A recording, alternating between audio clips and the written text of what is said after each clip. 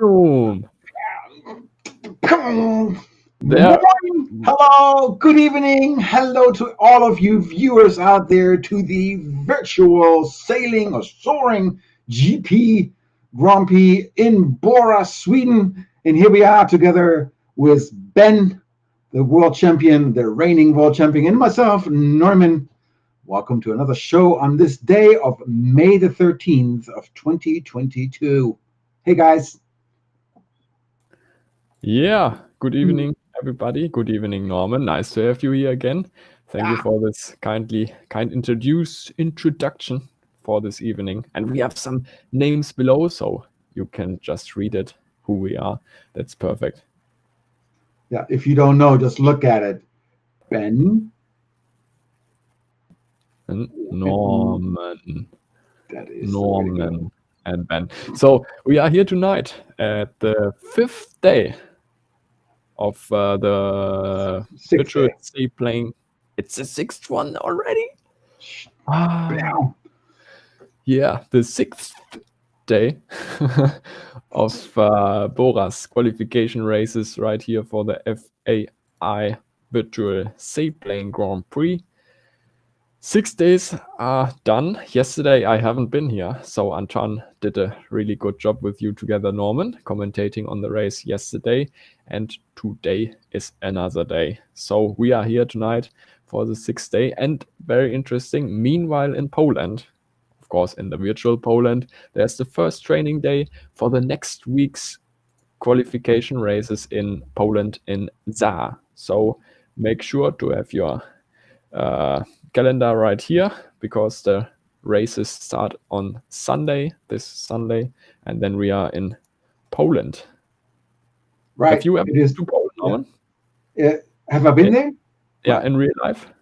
I've been to Poland in real life. As a matter of fact, last name is Szondowski, and my family heritage is originally from Poland, but it's a few generations back. But I have been to Poland for a nice vacation with the family to actually see where my grandparents have, or my great grandparents have grown up. And that was really cool, actually. But I've never been to Za, so I would have to look it up on the map. But for the next week, from May 13th today till May 22nd, they are racing for the second qualification of this tournament to qualify for the World Championship. So watch out for that. I'm pretty sure we're creating a plan of how much we're going to stream for you guys, so you can have the nice look at all the people and all the races that are happening. But let's go and focus on today's race. And today we are back in Boras. Happens to be in Boras, the real life flying, soaring competition got canceled again. The Oh, third day in the row that got canceled. No flying today. Again, the weather was not conducive. And it's such a bummer because everybody was ready to go. And there aren't really many more days left. I think tomorrow is the last day, as we know. And so they're hoping to get a race in for tomorrow. But again, today's race got canceled. So I'm pretty sure all those real pilots out there watching us today having fun. And we love to hear from you. If you are on YouTube or on Twitch watching us right now, you know what to do. Subscribe, like, and then actually make a lot of comments so we can respond to it. We're always open for that. Hints and tips and ideas always are welcome. So, but Ben, let's take a look at, and Tim, if you don't mind pulling that in, if you can, the screen, the task of today. yes. Okay. We have another task today of 280 kilometers. Quite long one, but yeah, Did you it's say again a 218 fictional or 280? 280. 80, so 280. 29K longer than yesterday. All right. Yeah, If there's a way we quite can a see long it. one. We will fly into the north. First turn point is Roca. What's the name? Rorkar. Strange name. It's on the northwest side of Boras, so they will fly quite a long leg right there, and then move across a little lake once again towards Rada, and then fly south again back to Boras. So kind of a triangle once again. And And today's wind, key to this whole race is it's 22 kilometers of wind. So it's again a fairly strong wind. Yesterday we had 31. Today we have 22. And it's coming out of the south, and it's 166 degrees. So basically the first leg to turn point one is a crosswind. And then we have a long turn point two race with tailwind. Then we have a long to turn point three as a crosswind again. And then the last leg, or second to last leg, from 3 to 4 is going to be super long leg headwind. So lots of pushing you away from the finish line. And the turbulences are moderate today, so it's not as easy as yesterday. Moderate turbulences, which is, we'll see. We'll see how that's going to go. The variations of the thermals are, or the wind is medium. And when we go to the thermals, what do we have as cloud base? Cloud base today, Ben, is 1,550 meters. yeah, So actually a bit higher than yesterday, but the variation is medium. So they can go a little higher, a little lower. Strength is strong. So that should be an easy race. Strong thermals today with a wide thermal and variation also very high. Turbulences are low or light and activity is high. So we're good there. yeah, a lot of clouds needs to be expected. It could be like 6 of 8. So quite overcasted sky, but the air mass is pretty good for flying, so strong thermals to be expected. We have a little bit more upper level wind speed, so the higher you get, the faster the wind will blow against your nose or on your tail. So we have 45 degrees, 45 kilometers per hour in the high altitude, and a lot of high clouds to be expected, a lot of high cirrus clouds. Again, we will fly with the 18 meter class, not 80, 18 meter class. So a lot of Ventus 3 and JS3 to be expected, but let's see if a few people take another choice today. And yeah, nothing special again. Cloud flying is permitted like always. And today's start height is at 1,200 meters. So we can't go higher than that. So the start gate is at 1,200 to 0. And the finishing height today is at, oops, can you see it? I can't see it. well, I think it's every day is 350 meters. Okay. We did it wrong, got it wrong last days. So it's 350 meters for the finish line. It does say 400 to 104. Okay. If you say so, then it will be so.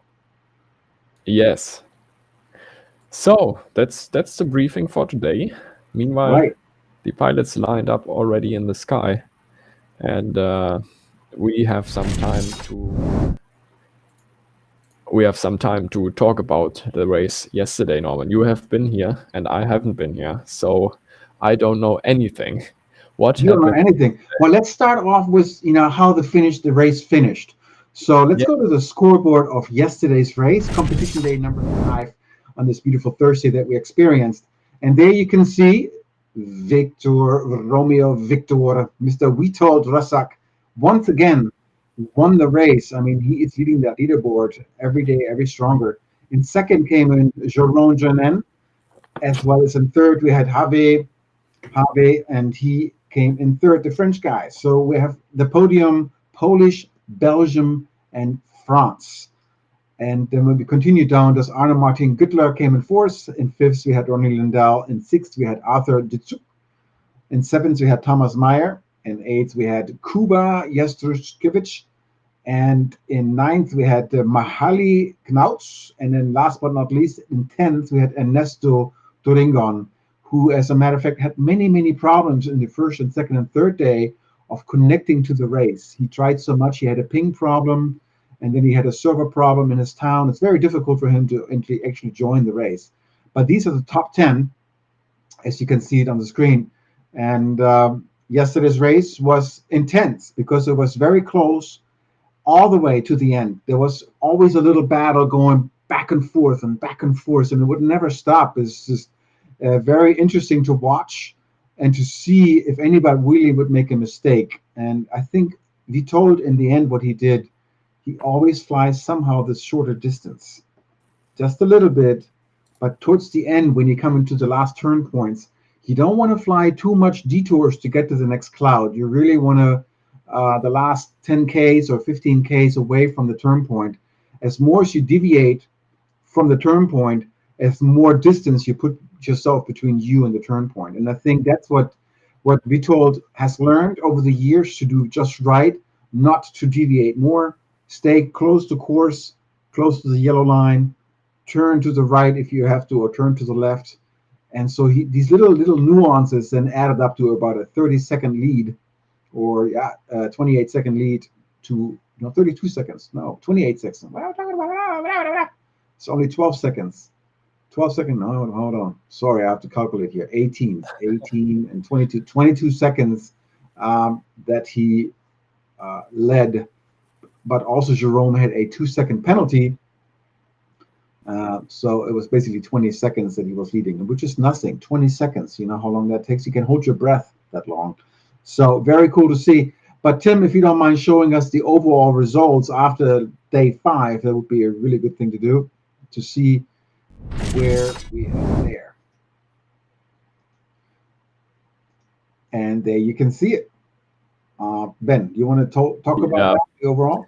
Pretty nice. You talked about the tactics of Witold Rotzak, and yeah, I think it's clearly to see that he's on a very good way to qualify right here in Boras. So he did a lot of good races and still being on number 1, but it's not that close to Arne Martin Güttler, so he has like 500 points more than him. It can be changed through the next 2 days right now, because only the 6th best results count, so they can have like one bad flight which they can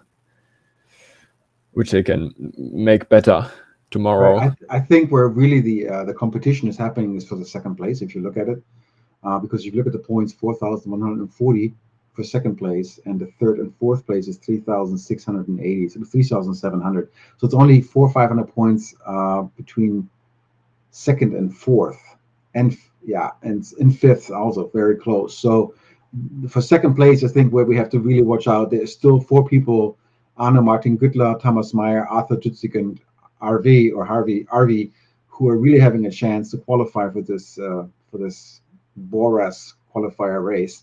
And so we have to watch out for those today for sure, see how they end up. Witzold, actually, I believe, had a bad race. One of the races wasn't that great, meaning, let's go, if I click on it, if we can see it.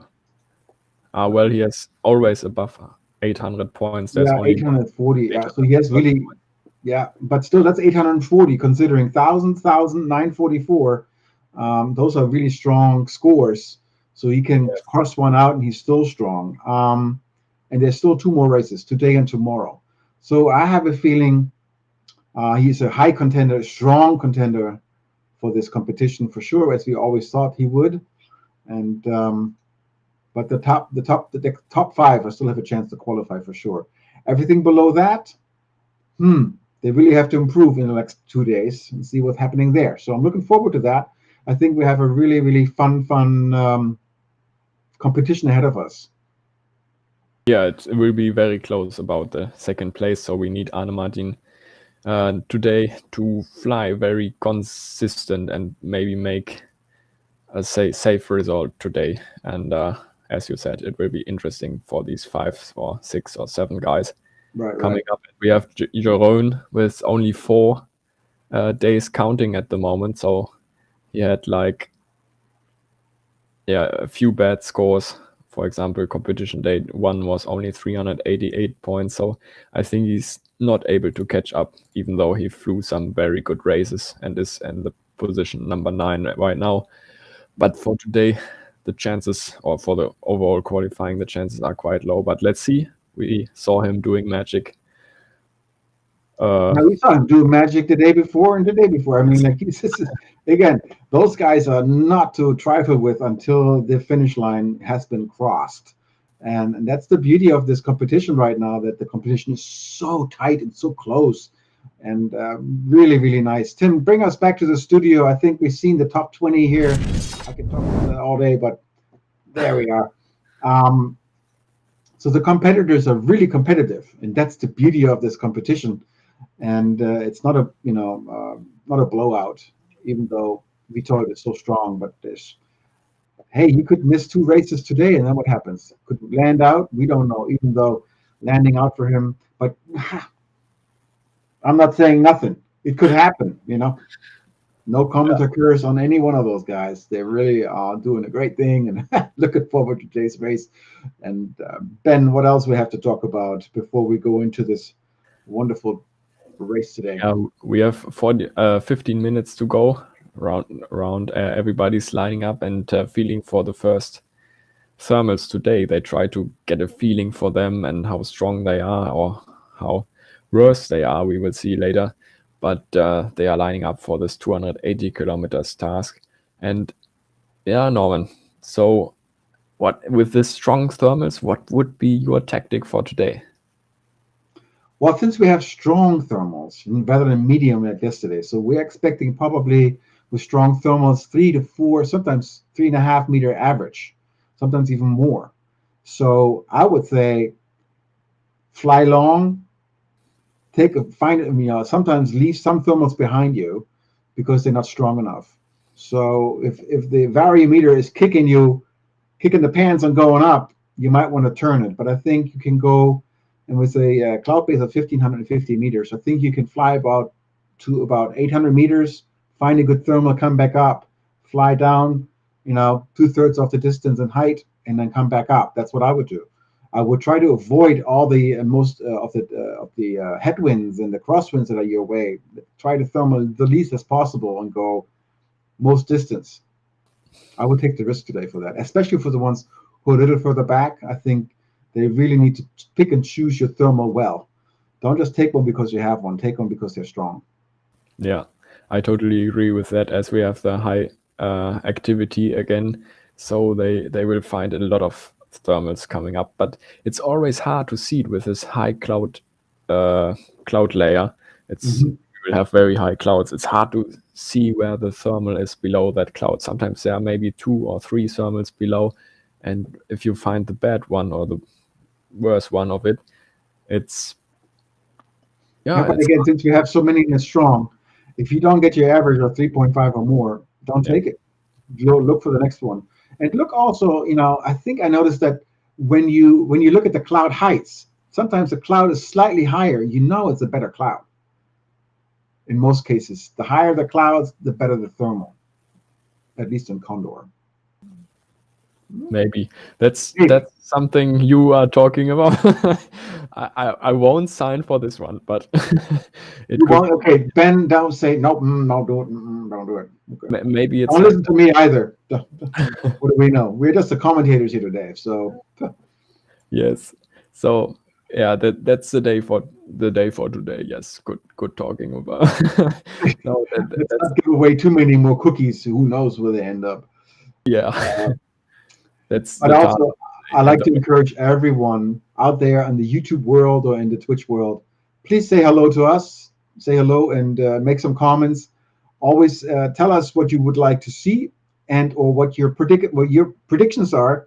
Who's going to win today? Give us something. 1, 2, 3. I would love to see it. And whoever gets it right gets an applause. Yeah, we are very good in applauding. We can test. Yeah. Can you applause? Yeah, good.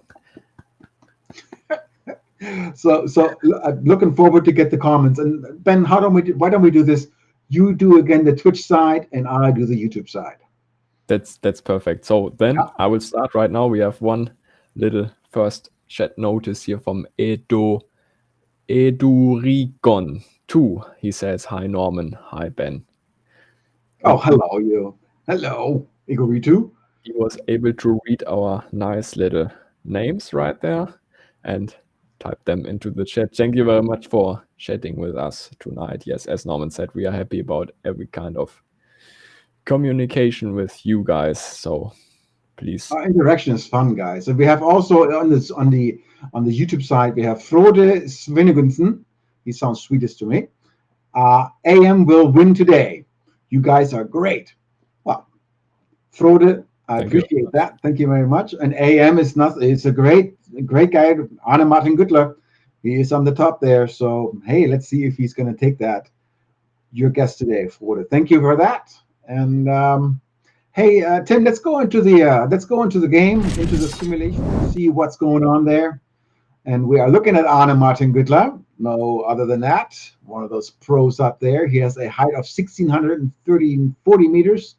So, yep, he is. And look at this. Look at the thermal, 4.4, 4.3. As I said, we're going to be in the 3 to 4 average. That is sweet. Oh, it's going to be a fun race right there. And we're flying again from Boras, so not much changed for all the newbies and the newcomers into this world of virtual gliding.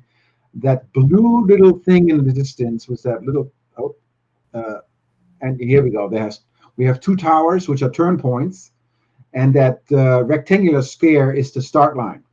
And so you have to fly through that blue line at the start, and then of course for the tasks you have to fly through the cylinders, and that's the goal.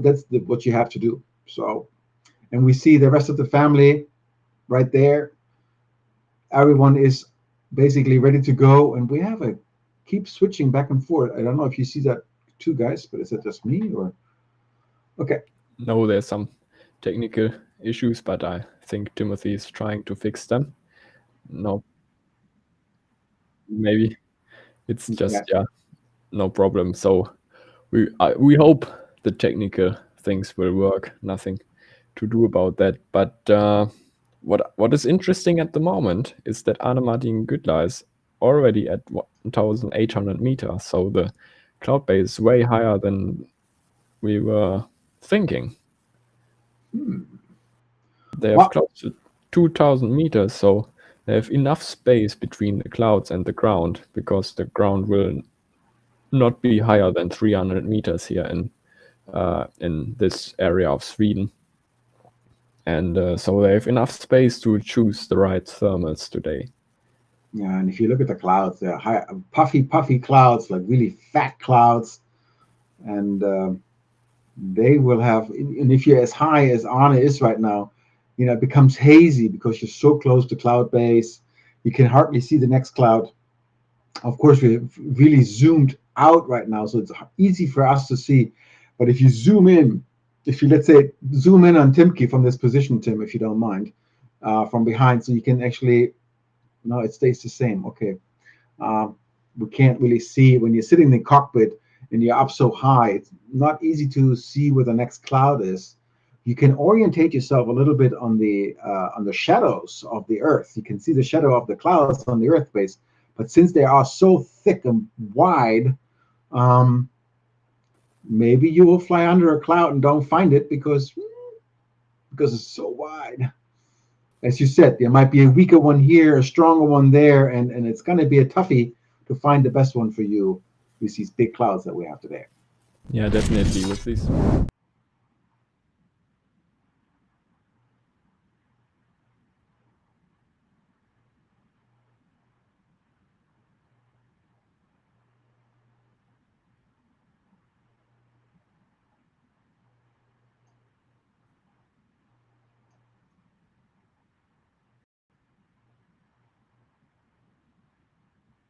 All right.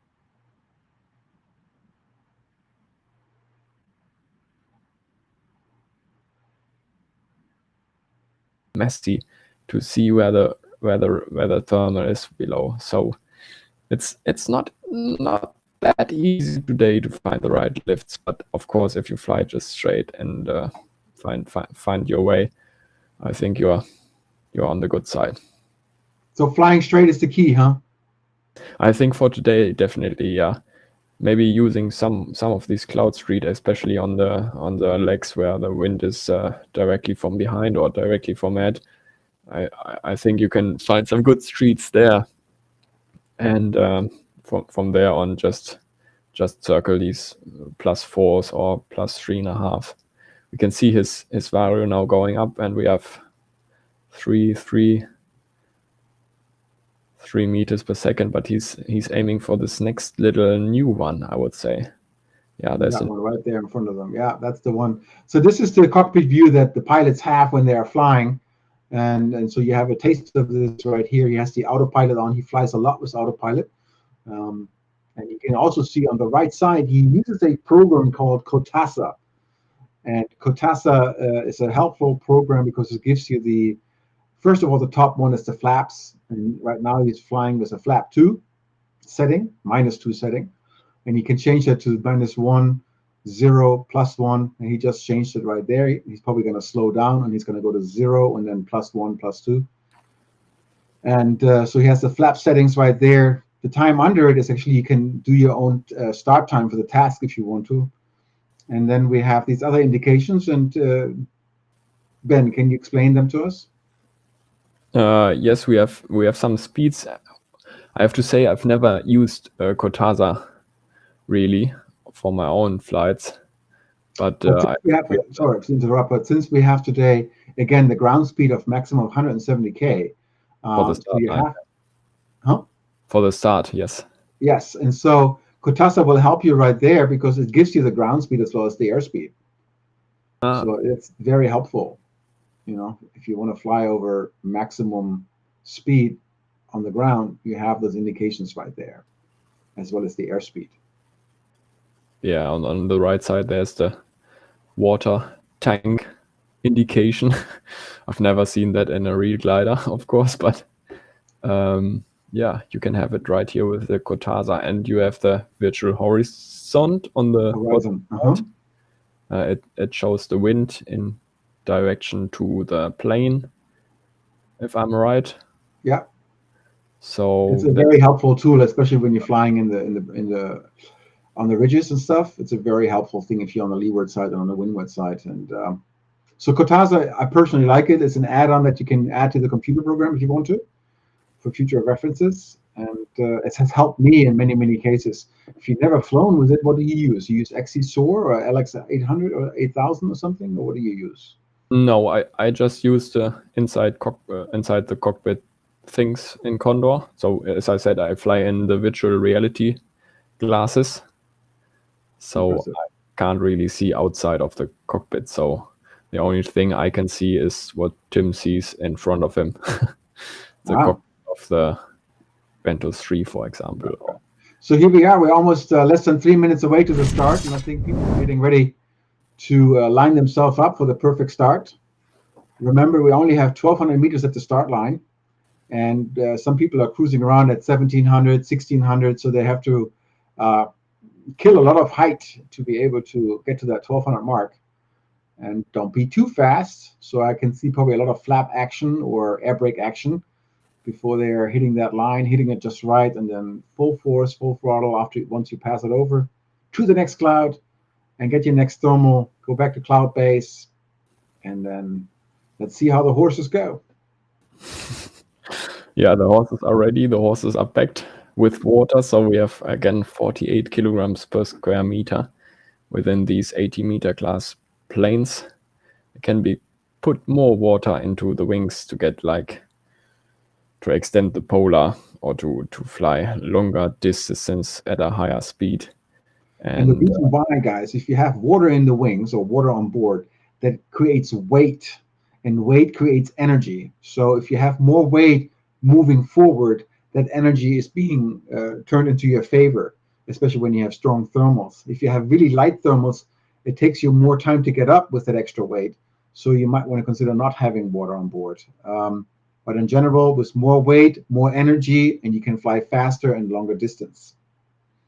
And on these kind of regatta races like today, where everybody starts at the same time, we want to have the same was here Voraussetzung. Norman, help me again with my English. Same conditioning. Yeah, the same conditions for everybody. So everybody wants to, so we can compare how they are doing, and that's why they fly at the same time. Tim, do we have the timer in the left corner, or is it missing? I would love to see it. Countdown. Get. Yeah. 4 minutes. Really? We're at 3 o'clock. Okay. I mean, we're at 7 o'clock. I'm surprised. Okay. So start time is a little later than expected. I thought we're starting at the top of the hour, but things are changing. Maybe it's, we don't know. 2 minutes. Okay. 2 minutes. Better be prepared. Meanwhile, we got another message on Twitch. We got a message from Edor. It's hard to pronounce your name, mate. Edurgon 2. And he said, you actually fly VR all the races. I get sick after 15 minutes. Yes, me personally, I fly every race in Condor in VR. I can't think of getting rid of it, so I'm used to it. And I had the same feeling like you at the beginning with my VR glasses. So it took some time to get into it and to not feel sick after some time. But if it's that fast for you, I think better fly with your monitor. Well, motion sickness is a big issue Yes. with the virtual world, you know, especially when you have everything just in your view screen, nothing else. And hey, we're doing simulation, and how many times have we seen it that somebody is flying for the first time in real life, and we start thermaling, and all of a sudden they're looking for the puke bag because blah, it's too much for them. It's hard for them to take everything in. They don't know how to look at the horizon and all these things. Anyway, I think we're like 20 seconds away from the start, if I'm correctly, or 15 seconds.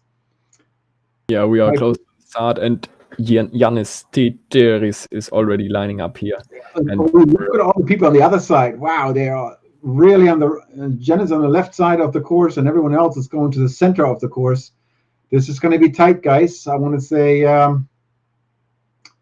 don't know. I don't see the timer. I'm just guessing right now. It looks like it's really close.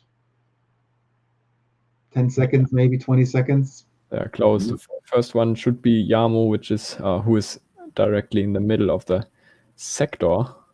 What I'm impressed about at the moment, because the next turn point is quite close. So as we already said, you should take the shortest route, and the shortest route should be a little bit to the north from what we see right now, because it's a cylinder, so they will have to fly to the a little bit to the north, but we will see what they are doing.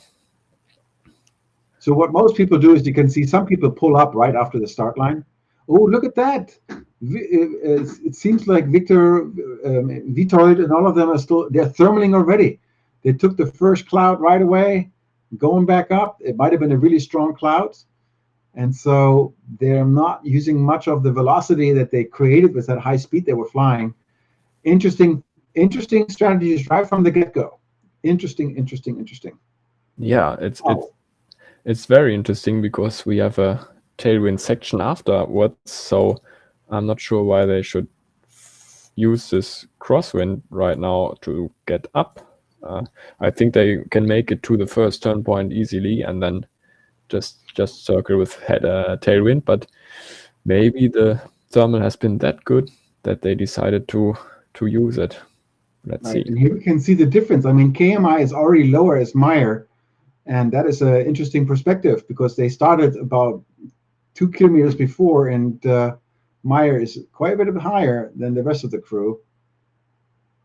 Yeah, there's again. Yeah, it depends on their starting speed and their altitude, how they timed it, and of course the speed they are choosing right now.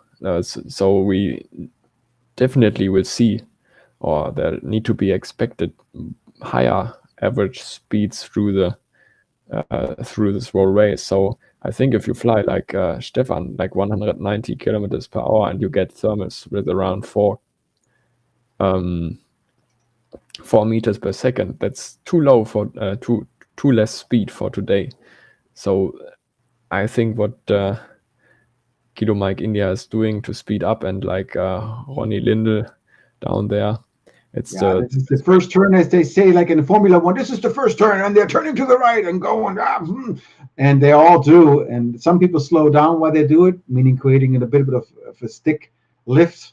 But some people just stay smooth, just turn that rudder, a little bit of ailerons, and off you go to the right. And now they are already on the second turn point flight course, and we'll see how this is going. It's going to be interesting today. We have no idea how they are developing this today, but Yeah, So what is let's interesting guess. is that the top field right here, like Jeroen, Vitol, and Alpha 33, they all decided to circle at the beginning. Maybe that's a tactic of them to keep the others behind. So, like Vitol saw Yamo joining this thermal, and he's a bit scared about these good pilots getting more points than yourself. So they try to do the same, especially if you are first in the overall results. It's always to find your opponent and see Mhm. what I think what another statistic strategy. strategy is that this way, if you know it's a strong thermal from the get-go because you tried it before the start and it's still there, you take it all the way up. Now everybody's in front of you and they are your scout, meaning you fly behind them and say, not good, oh, better, great, fantastic, I'll take that one. So you have everyone in front of you, they're lower than you because you already thermaled up, but you can now pick and choose the better clouds by people that's scouting for you. That's another strategy. Yeah, and as you said, it's always interesting to see the different strategies of crossing a turn point again as well. Some guys are pulling up before. I think that are mostly the real life guys because I think in real life, if you cross a turn point, it's important to get to not fly that much into the sector like you would do with this high G turn, and you can way better feel like, okay, there I am, and turn your plane, suck, and move out. And it's way more comfortable in real life, I would say, if you are moving up and not flying this turn with, I don't know, 5 or 6 G with 180 or 90 kilometers. Wow. So Yeah. maybe that's the difference. But yeah, we are on our way to turn point number 2. They've flown already 11 or 12 kilometers, and we have a long tailwind section. So a few guys taking some risk, like Almantus Tsuyos, who It sounds like he didn't catch a good thermal. Why else would he be so far behind and so low compared to what we see just above him? So, and Almatus 9A. Let's see where he is. I'm going to find him on the scoreboard for myself to see 9A. Where are you, my friend? Yeah, See if he might be. I don't know. I haven't found him I yet. haven't seen it that He's often. in 45th right now, so he has flown 4 competitions. Okay. This is his 5th, and he only has 425 points. So I think he's a beginner, and respect to the beginners to take on this challenge. Really well done, great job. But you can see the difference. He's as far as the tops right here, but he's probably 500 meters below them or 600 meters. And to catch that back up, that's going to be super duper tough. But I hope he makes it to the finish line. That's the key, especially when you start racing for the first time in the beginning. The goal is to end at the finish line, and all that matters. Everything else, well, it's lesson learned. Yeah, I totally agree with you. Just try to find your own way of flying, not really caring about the others. And of course, it's maybe quite frustrating at the beginning. You see the others doing that, like, oh, that's totally easy today, a so easy task. But it's so hard for you. You are sweating down there and thinking, well, what I'm doing wrong. But just stay with it. It's nice to see. I mean, these guys right here. If you look at X-Ray, Romeo, JJJ, A33, Alpha 33, he look like Timke. I'm gonna call it Timke and Vitold are all basically the same height, same distance. Behind it, we have Oscar 9, Arne Martin Güttler. I mean, there's a strong thermal right there. See, the scout just worked fine for them. And are they going to turn? Or he's just using a massive lift, a little dolphin action. Yep, dolphin action, continue. Not taking it. They're still high enough. They're still at 1,200 meters. So we continue here. Really, really wonderful.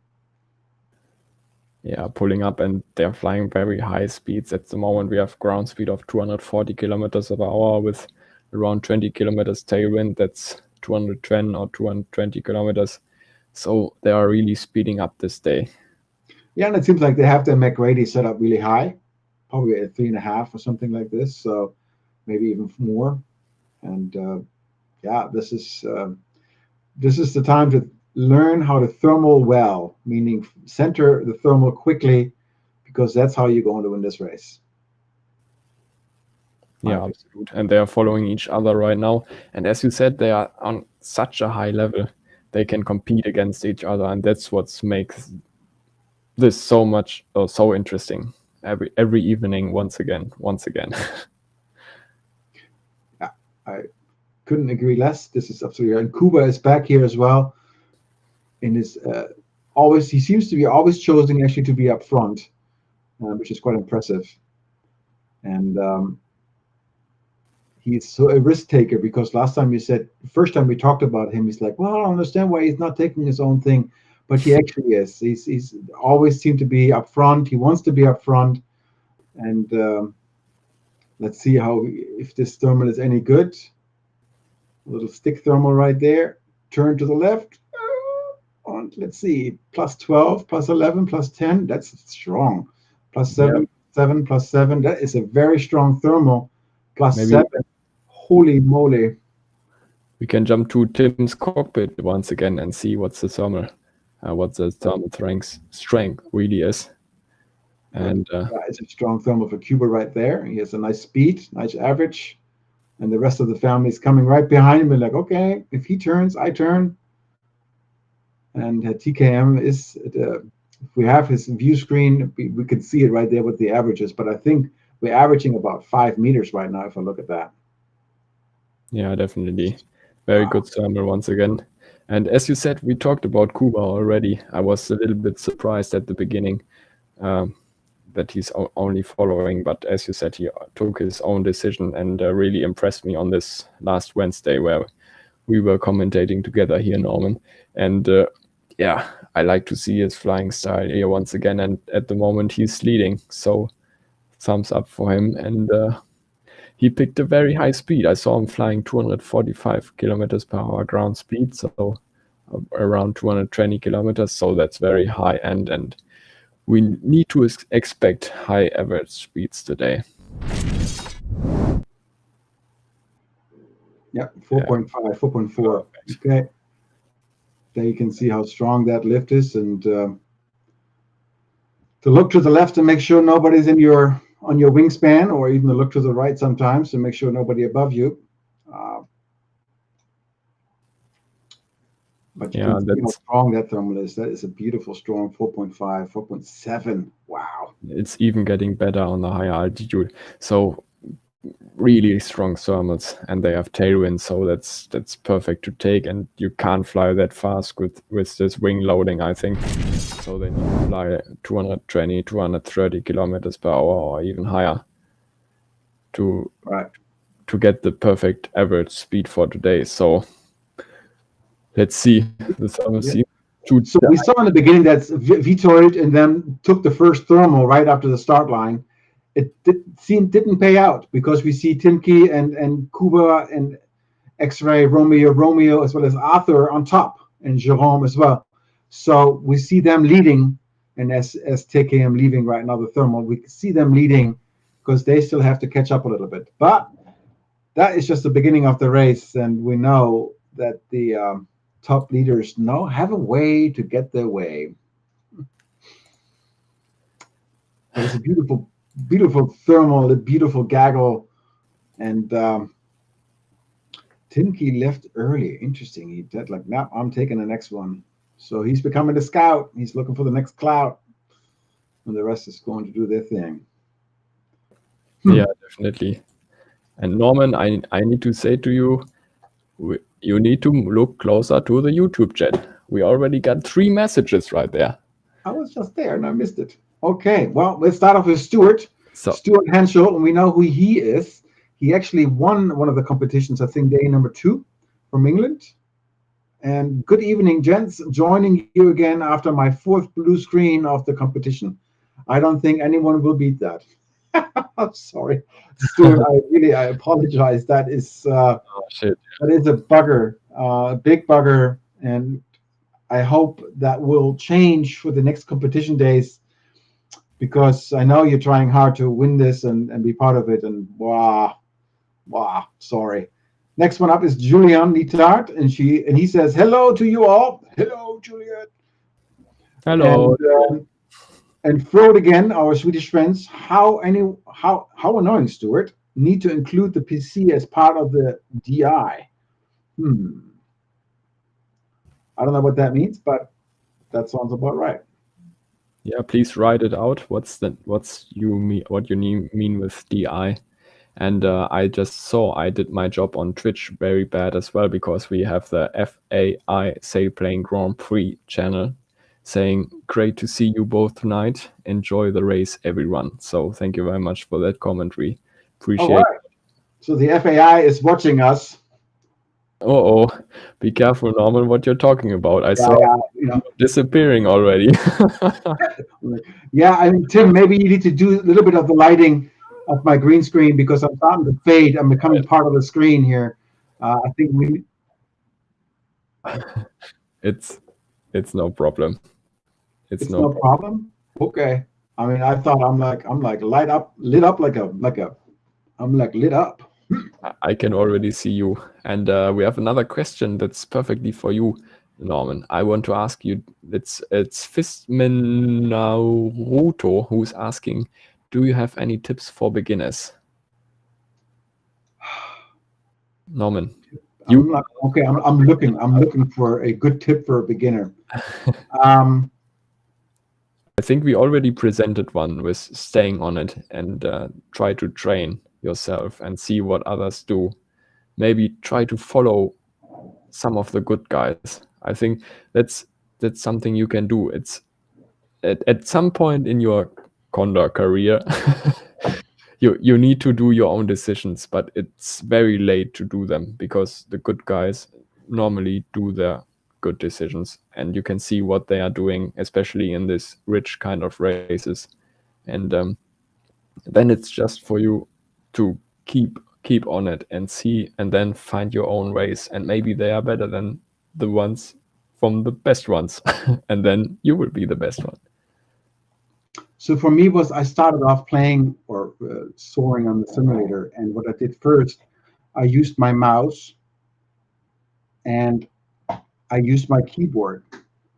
These are the only two things that I used to steer the plane with, and it worked. And some people still do, and I find it quite amazing. Then what I tried next because I had it, I used a Xbox controller. I didn't like it; wasn't my thing. Was too complicated for me. And then I decided to spend $30, which is a low end joystick. And once I got a joystick, I was like, oh my god. Um, the $30 investment for me was like this thing that made flying really fun and being able to set up a few buttons on that. So you have the things that you like the most, the trim and the flaps and the air brakes and things like this. Something you use quite often is right on your fingertip. And then you have your keyboard, at least for me, on my left hand, and I was able to do the changing of the screens, the views, or the the autopilot and things like that. So that helped me a lot to become much better on the physical end side, on the hardware side. And as Ben already said, pick some easy tasks, try to follow someone good. I guarantee you, you're not going to follow them. You're going to lose them quickly. Because what we have to learn the most is to learn how to center the thermal when we're flying like tasks like today here in Boras, where the thermal is the key component to get good lift. And once you learn how to read the clouds to see, oh, this cloud is falling apart, don't use that. That one over there looks way better. Oh, it's building right now. So learning the clouds and their stages, if they're beginning or at the end, helps a lot. And again, the centering of the thermal made a huge difference. And as more as you do it, as better you get. And all of a sudden, boom, you're next to someone. So sometimes I follow somebody in the thermal, which is kind of nice. Slow down, fly, fly 80 kilometers per hour.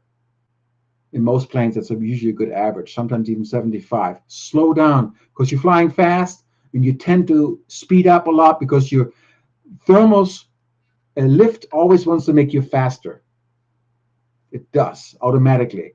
So you have to pull back, trim back a little bit. I think that's when you really learning how to fly low and slow, and yet you get in the most lift. Yeah, Flying fast, once you're done, once you have the height and flying fast, that's when you learn how to use the McRady, setting it up. But these are the first steps, I would say. And then we have Sean Churchill here commentating on YouTube. He's saying daily inspection. The DI stands for daily inspection. But oh, Stuart says, believe me, Frode, it has had a great deal of inspection this week. So I guess he's really trying to figure this out. And Julian entered to that. He says, for the people from Belgium and north of France, there's the Open Belgium Gliding Nationals in real life in Saint Hubert, EPSH, from 14th to the 22nd of May. So the people in Belgium have a chance to watch that live if you want to. But Ben, let's go back into the race. We've seen another strong thermal and see where they are. And we see Cuba back on top. We see Arthur. We see Timke. And Oscar 9, which is Frank. And Jean, JJJ, Jerome, and Vitold. There are they again, the top sevens right there, top 8. And Jerome taking off. He heard us. He's like, no, I want to get out of there. I don't do it.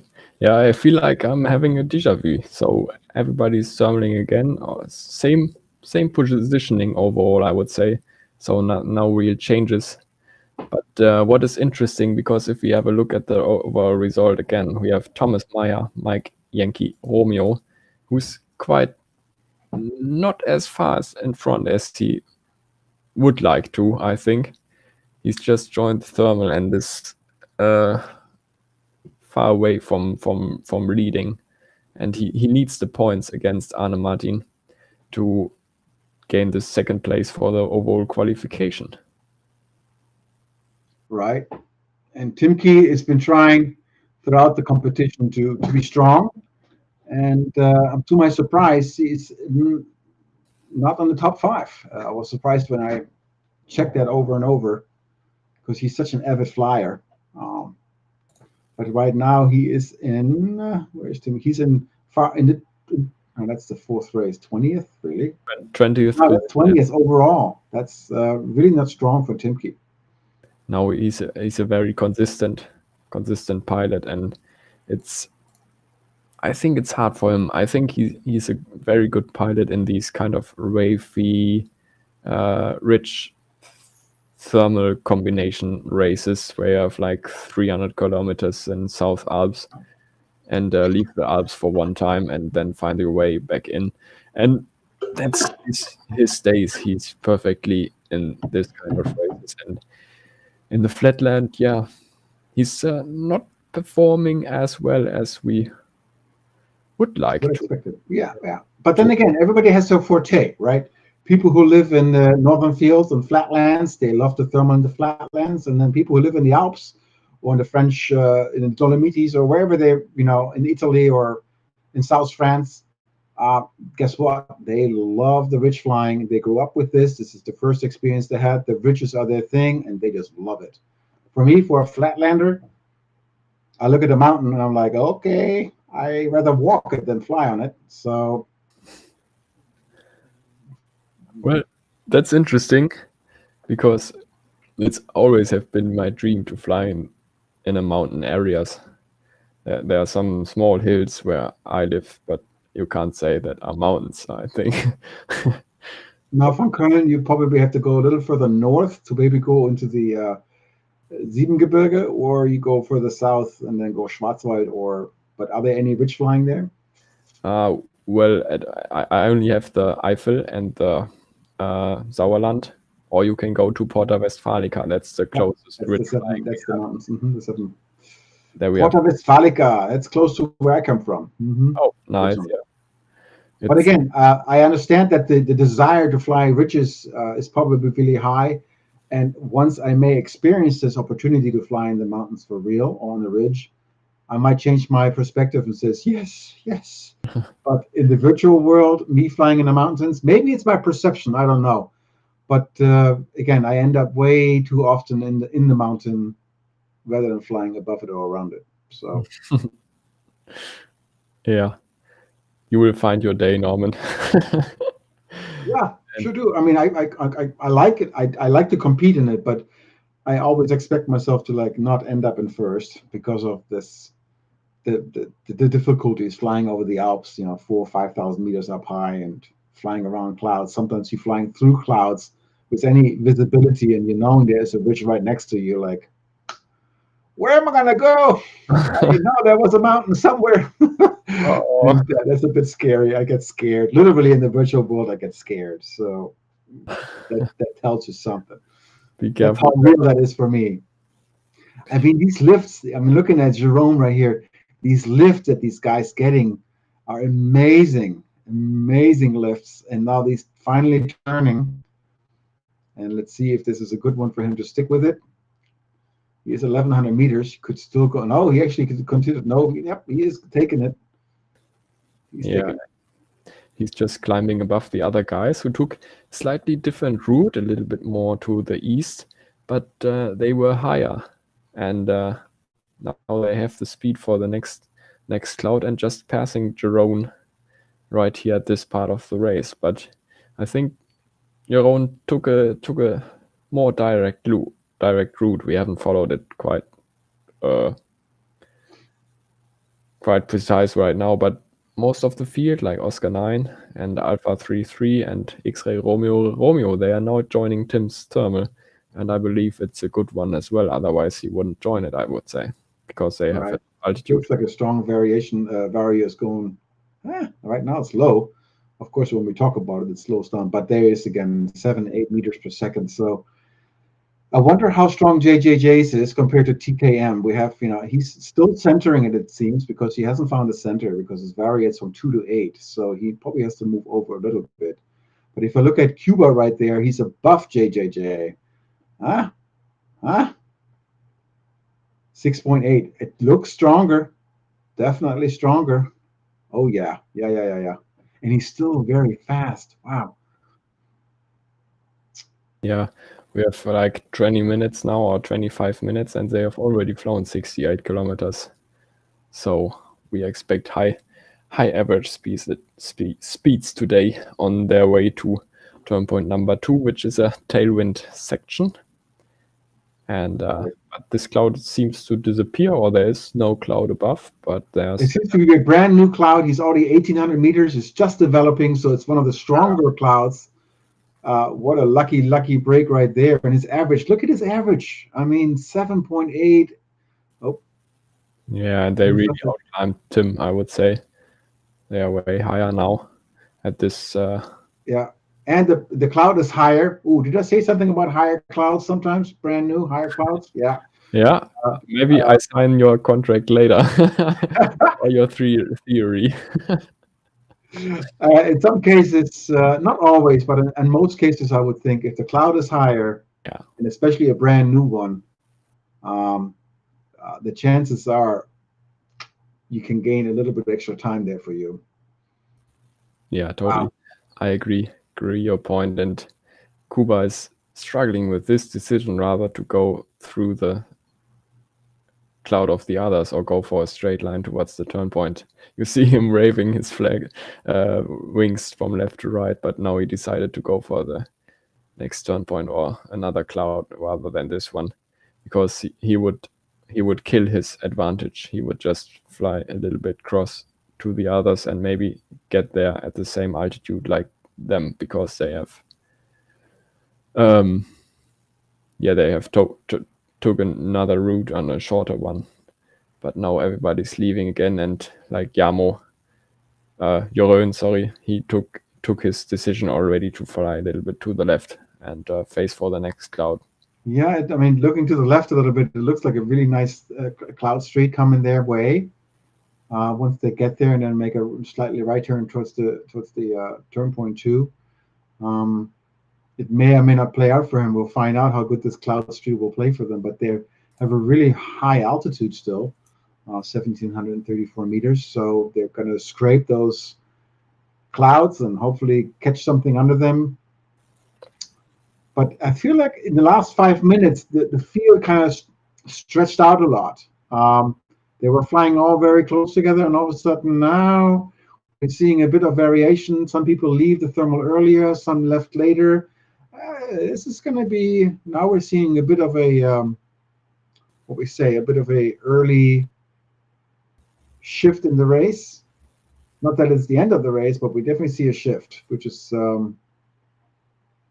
because right now we see this guy right here, X-ray Romeo flying through blue area. There's nothing there. You have clouds to the right and clouds to the left, so that's not much there at all. And we have Oscar 9, TKM, Cuba right there. You can see Cuba is way higher, and following TKM the way that looks from here. Yeah, he took another cloud from JJJ, and as we said, it was a bit better to climb right there. And the other field with TKM and Oscar 9, they are now facing for another cloud, and it's frustrating at these kind of high, strong lifts task, because you get up so quickly and it feels like, oh, they are way higher than me. What did I do wrong? But you can, at the next cloud, you can do it vice versa and be higher than the others within seconds, just because you have 5.2 meters rather than 3.8, which is strong for both thermals, but the other one is like even stronger, and it's per second, it's meters per second, so you gain altitude. Did you know, actually, in America, they're using knots, or in the Australian, in the English, they use knots. So it's basically feet per minute. Where here we say meters per second, they say feet per minute. And I grew up with the metric system, so meters per second sounds great to me. And when they started to say, oh, we got about 3 to 4 knots, or 3 to 4, we're doing that, and it's like, what's that? And it still to this day a little confusing to me when I'm thinking about, oh, I got a nice lift. It's about 300 meters or 300 feet per minute. That's about 100 meters per 60 seconds. So calculate that to seconds per minute, or meters per seconds. I mean, it's quite confusing to find the calculation barrier there. It's very interesting, not easy. But Yeah. both exist. Both exist. You know, all these feet things, and all these math and all this stuff. You just look down on the ground and like, I look high enough. I'm good. Yes. I can make that. That looks about right. Okay.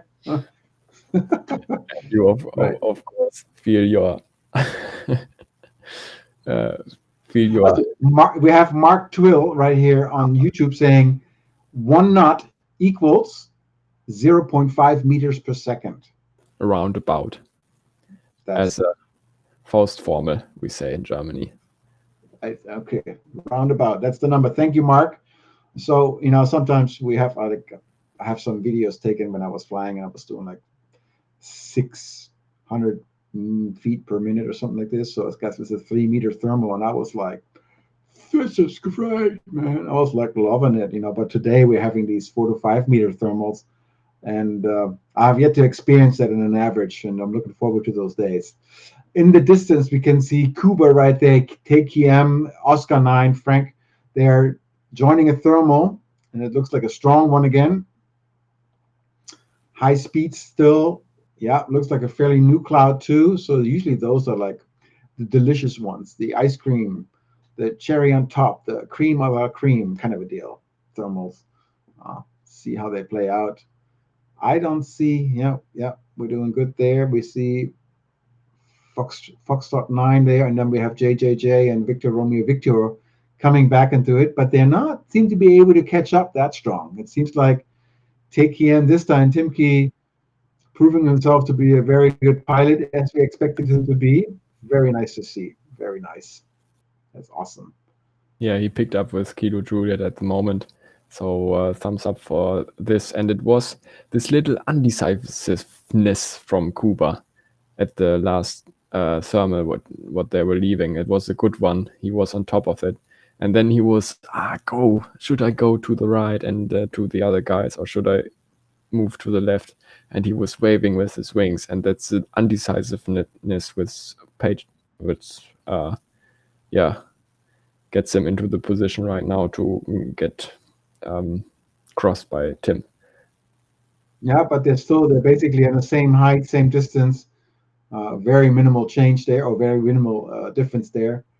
And what I like to see is Oscar 9. Frank, I think might be feeling a little bit better since he had this COVID for the last few days. He might be having a better day, and he's known to be racing in the top. So I hope this plays out for him today. And I'm pretty sure after 3 days of illness, still gute Besserung, get well fast and stay strong. Because believe it or not, racing these virtual races took the juice out of me. So there's another tip for the newbies. When you start racing or competing and or simulating on this simulator, it wears you out. You need some brain food, some good nuts or something like this. And this is a good view right here. Thank you, Tim, to see the cloud base and how you fly right under it. That is beautiful to see. And but yeah, you need a lot of good brain food, lots of water. Remember to drink lots of water, especially in real flying. You need to drink a lot of water. You don't even realize you're hydrating or dehydrating so quickly. So afterwards you have to hydrate, constantly drink water. I was kind of like dismissing that, and when I did my 5-hour flight, I realized I had a massive headache that night in the evening because I didn't drink enough water. And very important in real life, especially. I think in this situation where you fly virtually, it's important as well, as you said, to stay hydrated. But there's one positive thing about flying in Condor then, because you don't have to pee in a cockpit. That's something to learn as well for beginners. I don't know if you experienced that already, Norman. Did you? No, I have a good bladder. Thank you very much. Okay. But if you do like long task, you have to pee sometime because you are always drinking water, and of course it must get out some time. Yeah. And there's all kinds of ways of being able to do this. Yeah. We're coming up to the second turn point right now, very closely, and I have Frode from Sweden saying, "Could you please show the 2D map again to see where everyone are spread around?" We'll do that. And Mark Till says 1 kilogram of brain uses as much energy as 2 kilograms of muscles. Mark, you have some very interesting thoughts here. And here's the 2D view for you, Frode, and for all of other viewers. We can see that Timke is in the lead, K-Job is in second. And if you look at the heights, they're pretty similar in heights, both 1,700 meters. And they are definitely leading the race right now. And the bunch that you see below them, they're still in the thermal trying to get to the 700-800 meters before they leave. So it's a nice, lovely lead. And if you look from the back, kind of like from where we are and then going up, you can see, or going up, you can see the spaghetti lines and how they're all coming together now to turn point 2. So please, Tim, go back to turn point 2 because we'll miss it otherwise. Here they are coming to turn point 2. Timke and Kuba getting a nice lift, it seems like, right before it. And now make a right turn. And the announcer goes crazy and saying, "Oh, they're turning right now here, and both of them in the same turn, 2 wide, going to the right, and boom, off they go, turning to the right. And now they're almost making a 270 degrees turn and flying now to turn point 3 with the hope to find the next group. They're still super high. And see who's coming behind it. We have hard to see blue against green. Oh, it's Frank, Oscar 9 turning as well right now. Very high speed turns here, and very nice close racing. super close racing. And remember on the when we talked about the first time, I always thought we're not going to say until the fat lady sings.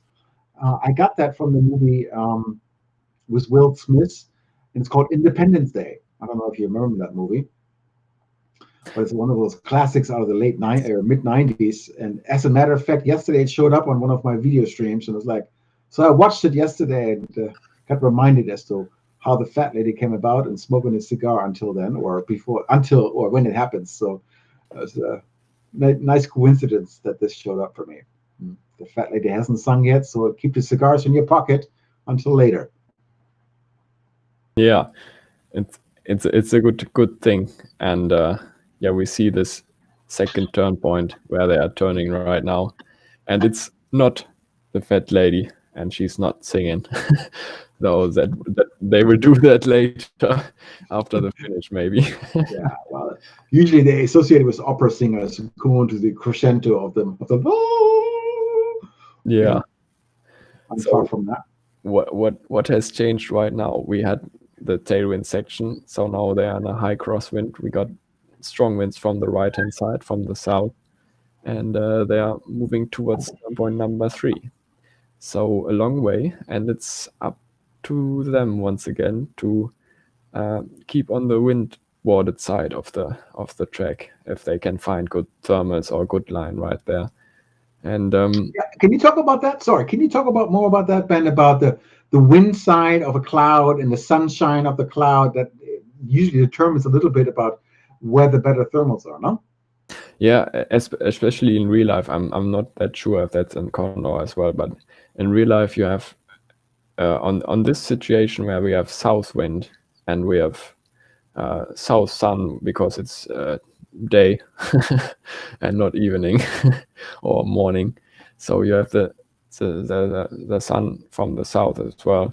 Then you have the thermals go like this. They start at the bottom somewhere at a field, or I don't know, an area which is warmer than the surrounded area, of course. And then the air is rising, and it's got pushed by the wind to the left or right, but at the moment to the, let me see again, at the moment to us. And Okay. yes, and then the cloud looks like it as well. You can see the wind in the cloud because the cloud is like moving in that direction and is falling. The air is falling again out of the cloud on this side, and this part of the side is the sun side as well. So that's the point where the hot air is condensating, and you can see it at a straight line at the bottom of the cloud, and then there's fuzziness on the other side of the cloud, and that's where you need to go. You need to go to this straight line, this dark straight line, and that's where the best lift is in real life. I hope that we will see something similar in Condor in version 3, but we will see. And Mark Till says in the northern hemisphere, as you explain it. Yes, in the southern hemisphere, it would be the opposite. But since we are in Sweden right now, Sweden is in the northern hemisphere, and yes, it's coming. The sun is coming from the south right now, definitely, and because they're so far north. And but thank you, Mark. Yes. Appreciate that comment. So we just saw that Visco, Romeo, and Whiskey, and all of them were taking a nice thermal, and Timke and Cuba has not chosen that way. So it's going to be interesting to find out if their strategy plays out, or are they catching up with them now? It's going to be, we can't tell until Timke, and look at the altitude right now. They're going down, which I said I would try to use as much distance between thermals. Now they're flying, it's not headwind, it's crosswind. So they're getting pushed over. So I believe it's the right thing to do. Let's see if they find a really nice thermal and stay above and beyond. That is their goal. As we were talking about the windwarded side, can we switch back once again, Timo? Sorry, just wanted to see the perfect line for them. It's not that complete right what Tim is doing right now, but as you can see above the lake, there's a very nice line towards the towards turn point number 3. It will get pushed a little bit to this side there. And that's the line to take. You can see the little bit of a blue area right now straight ahead, and I would fly a little bit more to the left from what they are doing right now, because that should be the perfect line towards turn Well, point. I think what they're doing right now, they're using that little cloud on the right. They're just building up for the first time, rather using the big fat cloud because it could be anywhere. But that new cloud that's building is darker, as a matter of fact. And I think they're heading right forward to with the hope that this is the freshest and the strongest thermal. I think Yeah, that's I the totally strategy. agree with that. I haven't seen that they are that low at the moment. They have only 600 meters. So But that little cloud to the right it looks higher. It has a variation of being higher. And if you would go with my explanation, it might be the right way to go. yeah, I'm But still not about to sign it, but if they climb with more than 6 meters, I would sign it maybe later then. But we'll find out in a moment because they need some lift right now. They're 600 meters high, which is not high at all. Timki, as a matter of fact, is higher than Cuba. And in front. And in front. So Cuba maybe getting a bit nervous again, doing the back and forth thing. I don't know. Being undecisive is always bad, especially on this kind of level. And we got another good pilot being here in the chat on Twitch. It's Jim Aktov, and he said sad that I didn't have the time to participate. Good luck to all competitors, and we know him as the Swede. He's Jim the Swede on Condor Club, and Whiskey 2 if I'm right. I'm not sure, but a very, very good pilot as well, and he's a Swedish guy, so I'm a little bit sad that he can't compete in his home qualification race right here, that he doesn't have the time, but I'm sure we will see him in one of the qualification races someday. He's a very talented one as well, with a lot of risk. He's a good risk taker. I like to see that. So now we're looking at the barrier of Cuba, and that ain't a strong thermal compared to what we have seen before. It is good, but not as strong as the 4, 5, 6, 7 sometimes. So, and you can see Timke already leaving it, saying, "Well, that's not my thermal because it's not strong enough." And he has 780 meters, so he's hoping for the next cloud to be better. And from behind is coming Oscar 9, which is Frank, the German, and Frank Schwertfeger. And well, something right there. Yeah, of course, I'm flying a lot with him, as we are flying in one Condor team. Actually, the first time I flew with you was with Frank. I knew Frank already, and you stopped up and you started flying with us. And at that point, I had no idea who you were. Not a clue. And people are like, "Hey Ben," and blah blah. And it's like, "Hey Ben, how you doing?" You know, I had no idea you're the world champion. Nothing. It's like I was just like, just another pilot. You know. Nothing to really talk about, but yeah. Well, this is just my experiencing how I've met you for the first time in the air and on the chat. We were at TeamSpeak, I believe. Yeah. Oh, look at the close encounter right here between Whiskey, Romeo Whiskey, and Arthur, together like a freaking duet, going into that thermal. Yeah, even though it doesn't seem to be uber strong, but are they using? I don't know. Look at Frank. He needs to leave right now. It's way too worse. He's not really climbing, so it's time for them. They are trying to center it at the moment, but it's not that strong. They really should continue with this altitude, and so the field does, as we are talking about. The both Polish guys just leave, and Frank, felt a bit behind right now because he was way more in front before of the thermal. Right now he's higher, and he can sit on top of the others, which is a good tactic at the regatta races. If he does until the end, he can of course win the day. But if you really want to put pressure on the others, you need to take that risk, even though you have Tim and Kuba in front, which are lower.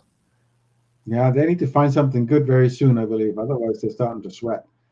And in most cases, the thermals are usually stronger when you're higher. Um, but that's also depending on the weather setting and the map is designed. But in most cases, if you're slightly higher, you usually have a bit more oomph behind the thermal. What's that? We can see Frank right now passing JJJ, like, see ya. He's higher and faster. Yeah, And he's really pushing it. Look at Frank's ground speed at the moment. It's 250 kilometers, and we don't have tail, or we have crosswinds. So he's really flying like 245 or 250 kilometers. They're really pushing at this part of the race, and they have finally see that the thermals are very, very good with this 5 meters. right. And now we can see Timke up front and Cuba, and they're trying to get up. So let's see if these guys that we're looking at right now will get them or not. Will they join them in the thermal? Who will be higher? We'll find out in a couple of minutes or a couple of seconds. We'll find out, because as close as they get, it sure looks like that. Are they even? Wow, this is yeah. They're actually stronger right now. We have way more speed. So Timke and Cuba made a mistake. Yeah. They lost their lead. It was a strong lead. Now they lost it, and Frank is on the top, really going up nicely and high, strong thermal. We like to see that. Somebody's applauding. Hey, Frank, super strong. But again, we're just halfway through the race, and there's still way more to come. And all of a sudden, one little stretch could change the picture. And as we just saw it, the last 1,000 meters from 1,700 down to 700 changed the entire picture. Cuba and Timke are now in fourth and fifth or sixth, and XRR is coming into the picture right now, probably his high speed, so he's going to push himself up in maybe fifth or fourth. Look at that, he's coming up, pushing in, flying right over Timke, no problem, and he's going to center it right under Whiskey Romeo Whiskey. It's a beautiful view from this spectator view to see how this actually works. Very nice. Thank you, Tim. I appreciate that. And so here you can actually see who the leaders are. And it's, again, the ones that we've been seeing and following for the last week. And I'm happy to see Frank up there as well for the first time, being in the lead.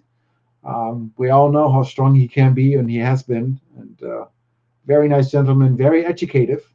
So if you make friends, and this goes back to your Twitch follower who asked that question, make friends. Go onto Discord. Go onto TeamSpeak.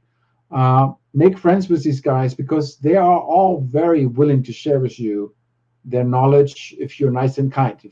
If you are nice, it comes back at you just that, and boom. And fly often if you can. If you have the time, fly often.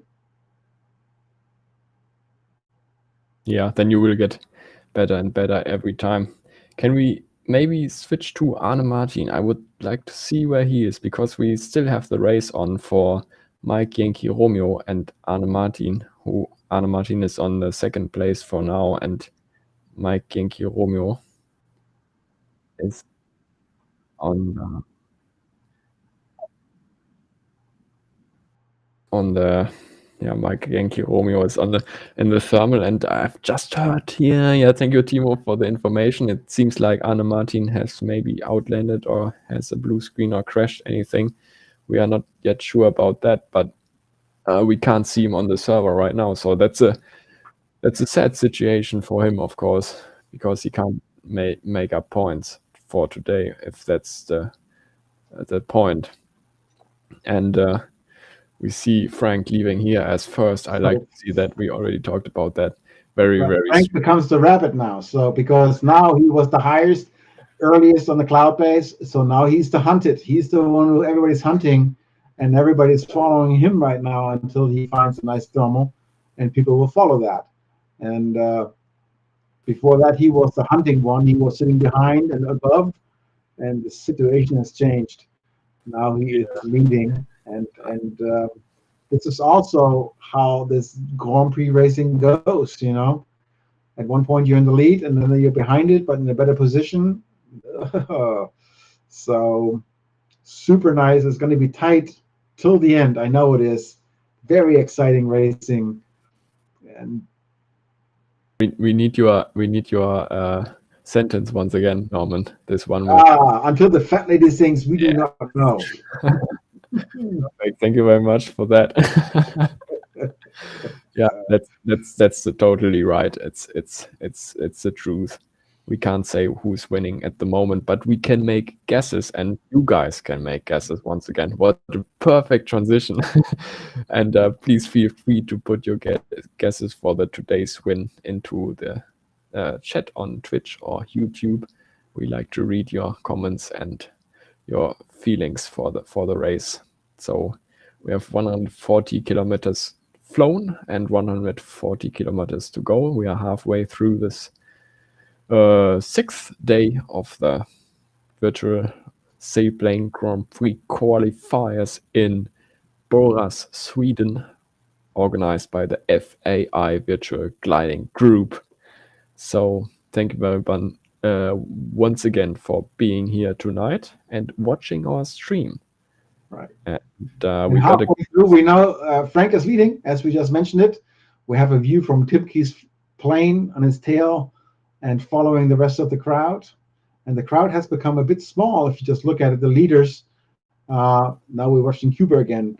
They were the leading team, and they really lost 4 or 5 spots right at halfway. And that means they can follow now and maybe get some ideas and possibly catch back up. Risk taking is good, can sometimes lead to mistakes. But look at Frank, he is in the lead and higher. That is very impressive. I know he doesn't like this situation, as I fly a lot with him. He's more the guy and sitting on top of the others and following them a little bit. But he's performing well at this part of the race. He's crossed them, and now he's flying constant high speed on a way higher altitude. And yeah, I can feel his sweating. Maybe this lake down there gets a little bit more water right now because he's really some sparkles on his head. But yeah, he's perfectly facing this route, which I was talking about earlier, and is going for it as the others just found another good climb there and circling into it. Oh, there's something interesting happening because Jamo, yes, I always say Jamo, Jöran is turning to the right and Arthur is turning to the left. That's interesting because I think Jamo was right. It's totally dangerous right now, and let's see what Vito is doing. He's turning to the right as well, and we have X-Ray Romeo X-Ray Romeo turning to the left. So that's very confusing. Wow, complicated. And now it gets, yeah, that's too dangerous right now. 2 flying to the left and 2 flying to the right. Very dangerous situation. And it happened at the same time, but I think Julia was at head, but one didn't see the other. And who's going to get out of that? Or are they staying the same way?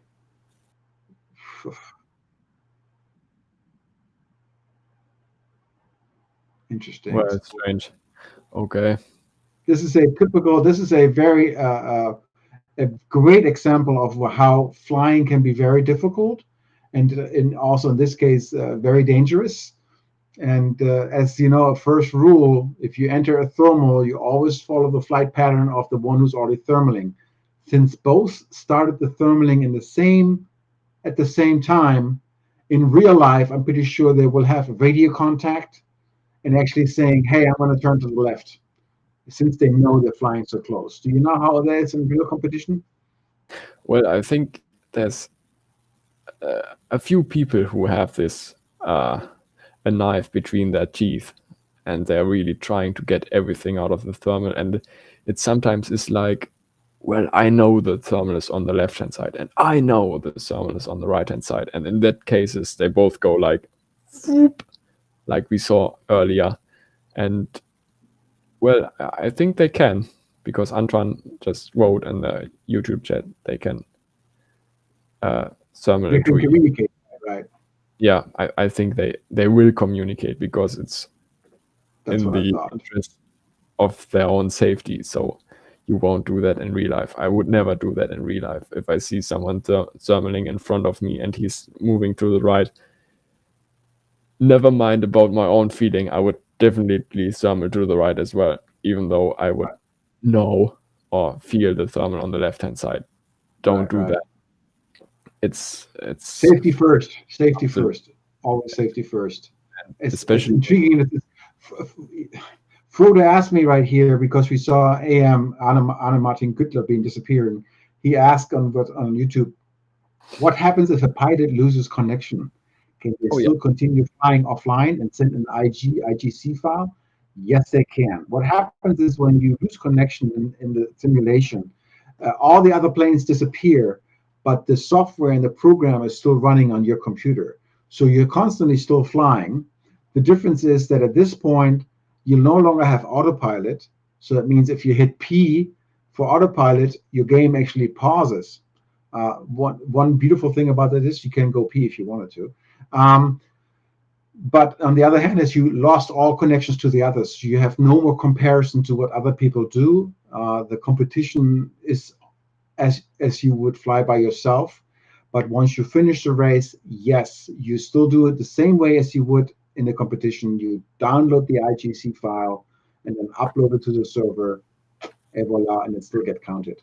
This is a beautiful view right here between Arthur and Jerome, so close to each other. Both again find a nice little lift here, and they're taking it. In the distance, we see Frank doing his thing, but so let's see if Jerome going to the left or to the right, or they're staying the same. Vitold is following. Arthur likes the right, and Jerome likes the left. I think that's what it looks like to me.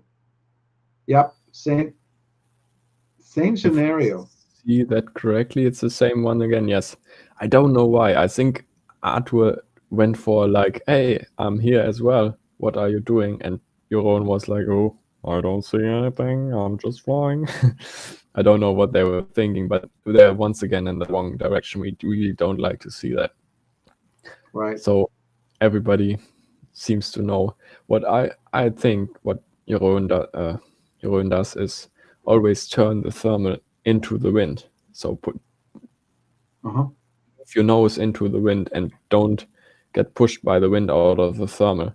And if they have wind from the south right now, which is on the track to the right, so Jeroen always goes with the nose into the right. Of course, if you feel the thermal is on the other side, you don't do that.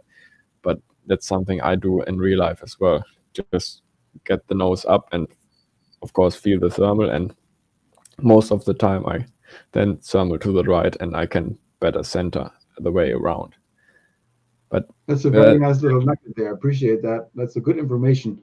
Turning into the wind when you turn. I know that to do that when I have a rope break of some sort, when I'm still going up, you're supposed to turn into the wind, especially when you're just getting lifted. And but that's a good suggestion also for thermaling. Yes, very nice. Yeah, you can do so. But it depends on your own strategy again. You can, of course, turn to the wind draw side, to the lee side, and then in the next half turn, you feel the thermal, but you already have been in this part of the thermal. So for me, yeah, I always go for this nose into the wind thing. Don't know if it's right or wrong, but I usually, when I'm flying by myself, I usually turn with the wing picked up. yeah, of course, that's key number one. That's the number one. So when you're flying level, and all of a sudden your right wing goes up, this one, the right wing goes up. I have to make myself really cool. The right wing goes up. In this case, you're looking at it. Then you know the lift is coming from the right, so you're turning to the right. So the lift is getting even more lift, and you're hoping that was the right choice. In most cases, that's the key. What I also noticed when you usually enter a thermal, before you enter a thermal, usually you having more sink. So when you're flying 2 meters per second sink or 1.5 meters sink, and you're coming closer to a thermal or a lift that's coming your way, you're sinking more. Your sink is higher, and you also have a bit more turbulences. And then all of a sudden you lift up a little more, and then usually there it comes. The second lift comes in, left or right, and there it goes. Now we've seen if Frank did the well thing, or if he did the same thing as Kuber did, fly too far and didn't take a good lift, because Jerome, bam, just passed him. Just enter it. Yeah. and way above right now. He's having 1,300 meters, and let's see if he circles this time. Delta 3547. Oh yeah, he decided, but I think a little bit late. I just thought so too. You should have turned way earlier. But now we can see that Frank, who took the lead, has lost four spots. So they had better thermals earlier. Maybe a couple of extra little lifts here and there that Frank missed or passed. Interesting. It seems like they're thermaling in another thermal, which is interesting what we are talking about earlier. With these big clouds, there are sometimes like 2 or 3 thermals below one cloud in Condor. And it seems like Frank has chosen the wrong one of it. And now is that's probably why he lost his lead. If he would have flown 100 meters further, he might have had the stronger thermal and would have outclimbed them. But boy, he lost a lot. Look at this. He lost a lot. 1, 2, 3, 4, 5, 6, 7, 7th, 8th. Oh goodness, Frank, we were clapping too early for you. Gotta watch out there, Ben. You know, the commenter curse really, it's potent. As we are talking about it. Exactly in that case. But let's see a little bit lower. We have a few guys here we haven't seen that often. We have Romeo Papa Bravo, Richard Badham from Norway, a very talented pilot as well. He's yeah, I have never mentioned him, so nice. Yeah, good catch there. Nice to see him right here at the FAA virtual gliding as well. I know he started he's flying a lot with on the Chin races as well. And he's from England, as you mentioned, and he's in 22nd spot right now in the overall with 1,775.986 points after 4 races. So he's similar strong as Timke, and they're flying next to each other basically in the thermal. So nice. But I'm really surprised about Frank. That is a bugger. And then from behind, we can see how Dennis 6 X-Ray Romeo and 215 and Charlie, Sierra Charlie Romeo coming in there from behind. But the lead is clear right there. Now Jerome is leading the attack. He's leaving the thermal, ready to go to the next turn point. And following him is Arthur and no less Vitoit. They are the top 3 racers, and they are topping it out once again. Wonderful to see. And we have still EMD, which is Ernesto, and who had problems coming into the server, and he's flying today, and he's proving himself to be a strong pilot, which is nice to see, even though you won't have a chance of be first or second during this competition here in Boras, but nevertheless, great practice, and possibly Poland or whichever one he chooses next to possibly compete in there. Because the Poland race starts on Sunday. Today we have the first race in Tsar, but on Sunday is the first qualification day, official race task day. And this one ends tomorrow as the last one in 7th race. But now we're getting close to turn point 3, and we can see who's leading. And it's close following, as we said, Jerome, Arthur, and Victor and Vitoit are definitely the creme de la creme. You want to go to the 2D screen just to see an overall? I think that would be nice to see as well, just to get a view of that for a brief moment before we enter the 3rd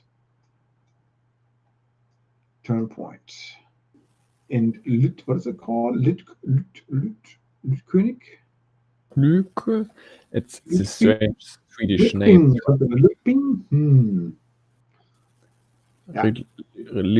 Lidköping. That's lit. Lidköping. There we go.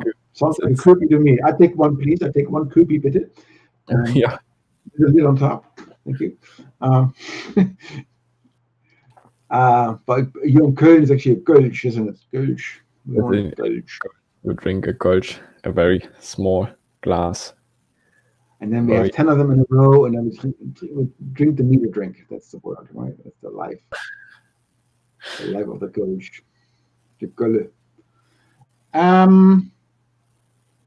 Yeah, not much to say right now. We can just be in awe of this incredible racing that we're happening.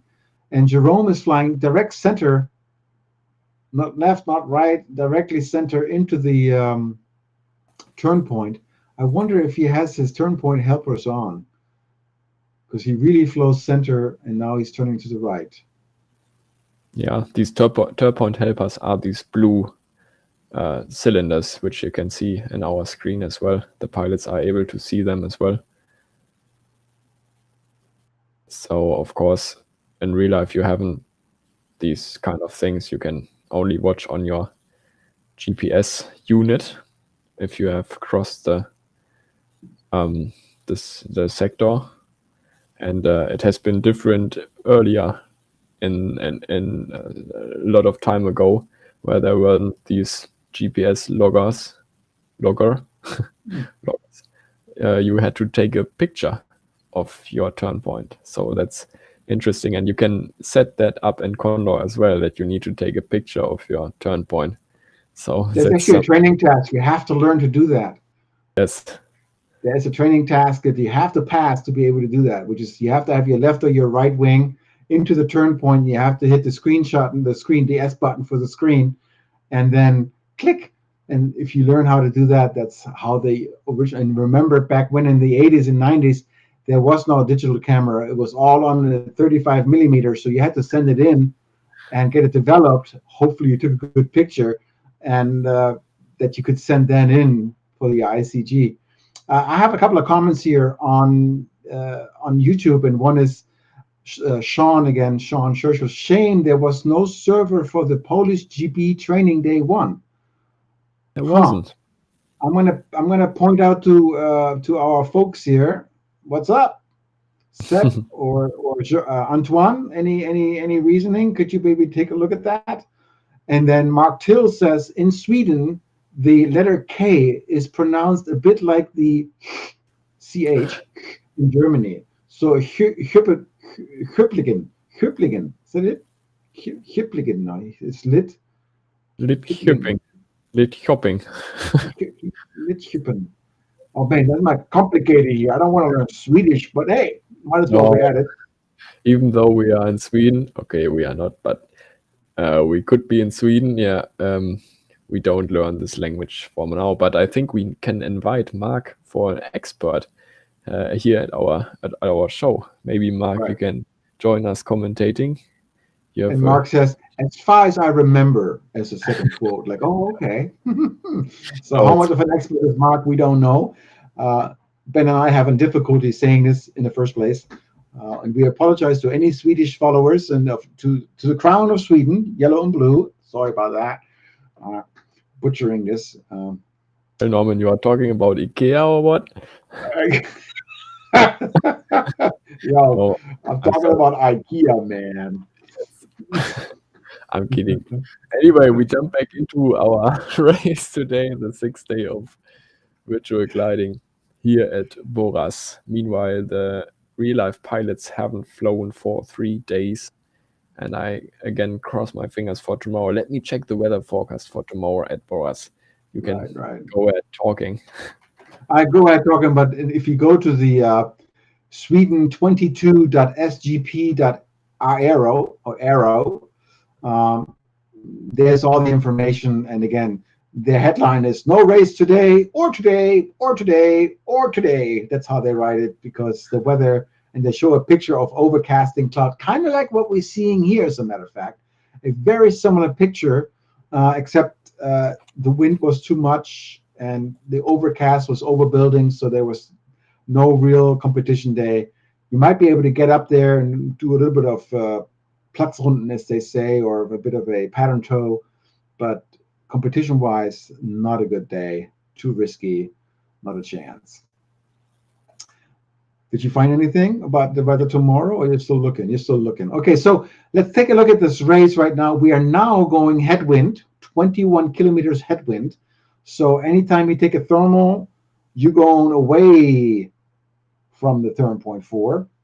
Also, when you're flying, as you can see now, the speeds are 176, 177, 175.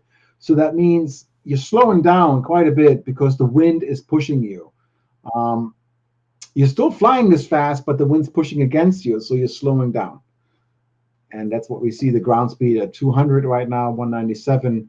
Frank decided to take this thermal, and hopefully is one of those kickers that will help him, because it looks like a strong kicker, and maybe he can catch up again, because he lost 6-7 spots in the last 20 kilometers. But then again, you could gain it very easily again, because it is so close. The competition right now is very strong, very close. They had 1,500 meters taking the thermal. Frank is still above Cuba, which he was earlier as well. But are they as good as Jerome and Arthur and Vitold is the question. This thermal may help us a little bit to figure this out for the next one that they will take. Yeah. And as you're talking about the next day, I just checked a little bit of the weather in Boras. So it's raining tonight. So they have a kind of a wet day tomorrow morning. But it seems to be okay tomorrow afternoon. Maybe they are able to make a task, but we will see tomorrow what the real life weather is. And I think they will have a way better idea of it than me sitting here in Cologne. Because I'm thinking, do you use any specific weather maps or weather programs to check this out, or just a Deutsche was Wetter? just Google weather and windy. They have overview. You know windy. There's I've heard of windy. I've never used it. No. Yeah, it's for free. You can have a look at windy. Is it based for the European weather, or is it also for the American weather? It's the question. Worldwide weather. Okay. You can see a map of the whole world, and you can select like different layers. For example, you can have like a cloud layer. You can have like they introduced a thermal layer this winter, I think, and you can have like see the thermals, the cloud base, and you can even see, I think it's originally a sailing thing, so you might know at the moment. I've heard of windy. I've never used it, but yes, I heard of windy. Yeah, okay, because there are waves and oceanic waves, water waves, and the wind. I normally use it for my bike rides and to see what the wind is or it's going to be. And yeah, but it's useful for flying as well, just a little bit. You can see here weather. And what we use a lot is Dr. Jack's for the thermal weather. That one. It's one of those low-profile websites that give you an idea what the local weather will look like for thermaling. And I'll pull it up for you in a second on my phone. I don't know if it's going to work, but this is what I see. That's red. Right, and red means very good. If you look down below here, you can see that red means that we have an average. There we go. I have to go all the way to the right. There you can see it. Yeah, Norman, I think you should go. I know it's super nice weather right now in Florida. We should be flying. I'm a bit upset that I'm not flying with myself, as a matter of fact, because again, this is the end of our main season for really prominent, really good weather without thunderstorms. Because here in Florida, we have the offshore winds and conversions happening a lot from the Atlantic and from the Gulf Coast. And so the conversions always create thunderstorms. And as you know, flying in thunderstorms, you have all the no-nos, the turbulences, the high winds, the wind shifts, the lightning, the rain, and all this stuff. And so you have to really watch out for those. And right now, we had a nice little cool front for the last few days that creates this ideal weather for us where thermals are strong, cumulus clouds are building, no rain showers, no thunderstorms. So you can fly about till 6 p.m. in the afternoon. And as soon as 11 o'clock in the morning is usually when the lift's starting to pick up, when the cloud base is high enough for us to come up. So again, it's a super strong day for us, and I'm bummed that I'm not there. Well, next time you definitely need to go there and then maybe stream out of your cockpit. Yeah, that's the way to go. I'm going to talk to Timothy and say, Timothy, can you screen that little bit over here, put the green screen up and the whole thing? That'd be fun. But I believe that the connection will not be as strong. Yeah, I believe as well. But no, it's fine, Timothy. Thank you very much. But I think Timothy is able to do it because, he can cut out my entire room right here, and I don't have a green screen as well. You sometimes see my ventilator right there, and then my backpack right there. And yeah, he's able to do that. So he's able to do to stream you out of the cockpit as well, Norman. You should definitely go. So for me, Oh, it'd be great. for That'd be example, I great. go flying tomorrow as well. But for all the Discord friends that we have, and we have about 298 Discord people for this FAI virtual regatta, virtual soaring gliding GP, and there you all can post your lovely screenshots or little videos from your cockpit views, not just in the virtual world, but maybe also from the real world, wherever you are. And I know you Boras freaks out there right now who are sitting on the ground and drinking probably a beer or two and did not fly today. Thanks for watching. And if you have something to share that you would like to share on our virtual world on Discord, please do so. We would love to hear from you. It's always nice to have you and nice to hear from you, because you're the ones who are really doing it. You're the ones who are we're all thriving to be part of that, what you're having and creating and experiencing. And we do it in the virtual world, which is nice too. No worries there. We like it both. Antoine actually is online as well. So thank you, Antoine, for being there. Thanks for watching our channel. And he's the biggest organizer of this whole thing, next to Sepp and Timothy. So without them guys, we wouldn't be doing this. No, we are just the two faces sitting in front of the camera and talking bullshit most of the time. We need to have a beep. Yeah, Beep that beep. one out. That SHIT word is beep. It's like underrated. In Germany, we have after 10 o'clock. It's okay. We can do it. Okay, it's 4:20 here in afternoon in Florida. So We need to have a peep for you. Yeah, yeah.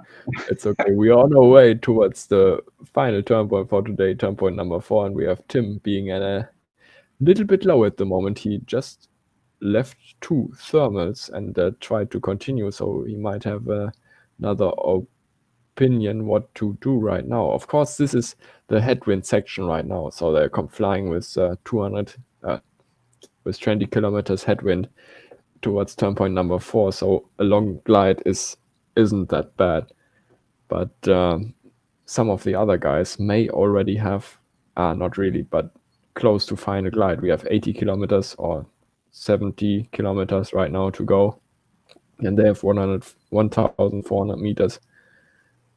So maybe one more cloud for them, and they're good to go. That's going to be tough. And we seem like this flying long and low has so far not paid out.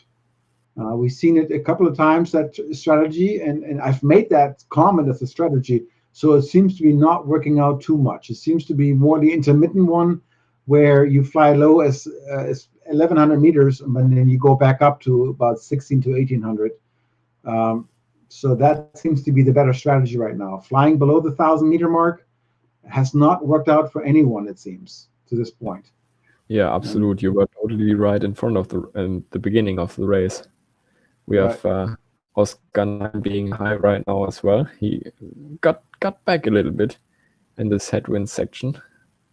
The others followed a different route, more to the left, and Kilo Juliet closely following Oscar 9, and they have a good route. They have a lot of clouds ahead.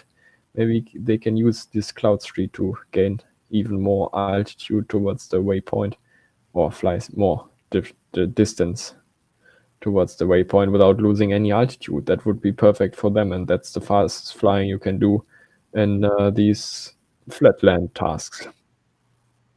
Yeah, flatland is always least distance, least resistance, and that's how you usually gain spots in the GP world.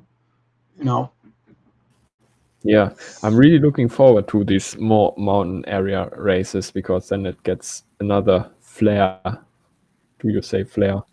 The flare is a good word. The flare, not just the flaring of the stick when you flare the plane, but it gets the flair, the amusement, the having fun part. And we will see totally different strategies then. We will see thermaling guys, high guys, low guys, and especially with these regatta races as we go into the mountains. It's totally interesting. And then we have in Za in Poland, maybe we have a few little mountains there, and we can use them for some interesting tasks. Or of Yeah, course but we. again, when you do mountain flights, you have to have enough wind, crosswind, especially over the mountain to be able to get the lift. And if you only have 10 or 15 kilometers of wind, that lift might be very slim. The thermals might be still stronger, but the lift from the ridge may not carry it with low winds. Or what do you know about that? Yeah, in real life, I think that's absolutely like that. Especially if you're low in the mountains, I think you most of the time get trapped. Sometimes it's the same in Condor, but in Condor we have like a static wind system at the moment. So even though you're low, the wind is all constantly blowing from the set it up direction with more or less the speed that you have set up. So even in 20 meters, if you are low in a valley, there are sometimes 20 kph of speed crosswind to the ridge, and you get a climb. So that's something not that realistic, and I believe there will be a change for version 3. We're all But hoping for that change, that's for sure. Here's an answer to Sean's questions about the Tsar race, the training day. Antoine writes at Sean, there's no training day in IRL today in Tsar. They are starting tomorrow. We believe it has changed recently because we initially planned to have an official training day today indeed. So, but something shifted and changed. So Antoine just clarified as to why we didn't race today. And Sean was correct that it was in the books. It actually says it's in the books. If you look at the homepage of Condor Club, it says that it's announced, but it didn't happen, which is a bummer. So what are we seeing here? What is happening? Timke is below there. We have Meyer. We have EMD. We have everybody's cooking, and looks like Frank is back in the mix here. I think he caught back up. Nice. yeah, nice, very well done, Frank. Yeah, look at that. He's coming up there leaving, with them guys, I and think. that is impressive. So he's not giving up, even though he's further away. He had taken a bit different of a route. Again, JJJ and or Jerome and Vitold are higher, and they're having a very good lift right here, right now. But nevertheless, on EMD, look at him, super nice coming there, taking the third spot right now in that thermal. And Arthur is below him, so we're doing really good to watch this, really good to see. What is Frank doing over there is the question. We'll find out, because he has left Kuba behind. Kuba is trailing big time compared to Frank, so you can see Frank definitely put a bit of a turbo in there. And we'll find out once Vitold and Jerome coming out of that thermal and continue flying towards turn point 4. Again, against the wind. This is always good to remember. Makes a huge difference. Yeah, a long way to go, even for Ernesto Durigon. Durigon, I say it in French, maybe. He has 60 kilometers to go right now, or 55, and closely following Frank right here. So he's made a good job in the overall day, and he has Frank in front, who can show him the best thermal onto the way to turn point number 4. But he's I wonder if Durigon, it says French because he's from Argentina. So Durigon, then that's more okay. Spanish way of talking. Ask the Germans, they always know. Yeah, of course. That's it, of course. But of course. Yeah, right. Um, What's There's going someone on else here? knowing something interesting because Mark says in Polish, za is pronounced za. There's a dot on the Z.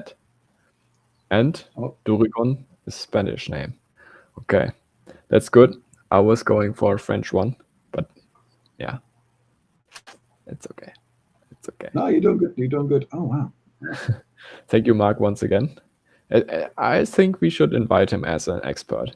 He's just sitting on the other side here on the screen, on the top left maybe, and is like moving in always when we say something strange, and he's like, "Oh, Z in Sa is pronounced Sa." Can you see what I mean? Do you know what I I mean? do. I know. He seems to know a lot. So Yes, that's Mark good, Till know a lot. Mark. And Durignon is a Spanish name. So Durigon. Durigon. Mhm. No, we are swiping off. Wir schweifen ab auf zu Deutsch. We should be focusing on these beautiful gliders Yes, right here. Jerome which again is in the lead or not. it's interesting right now.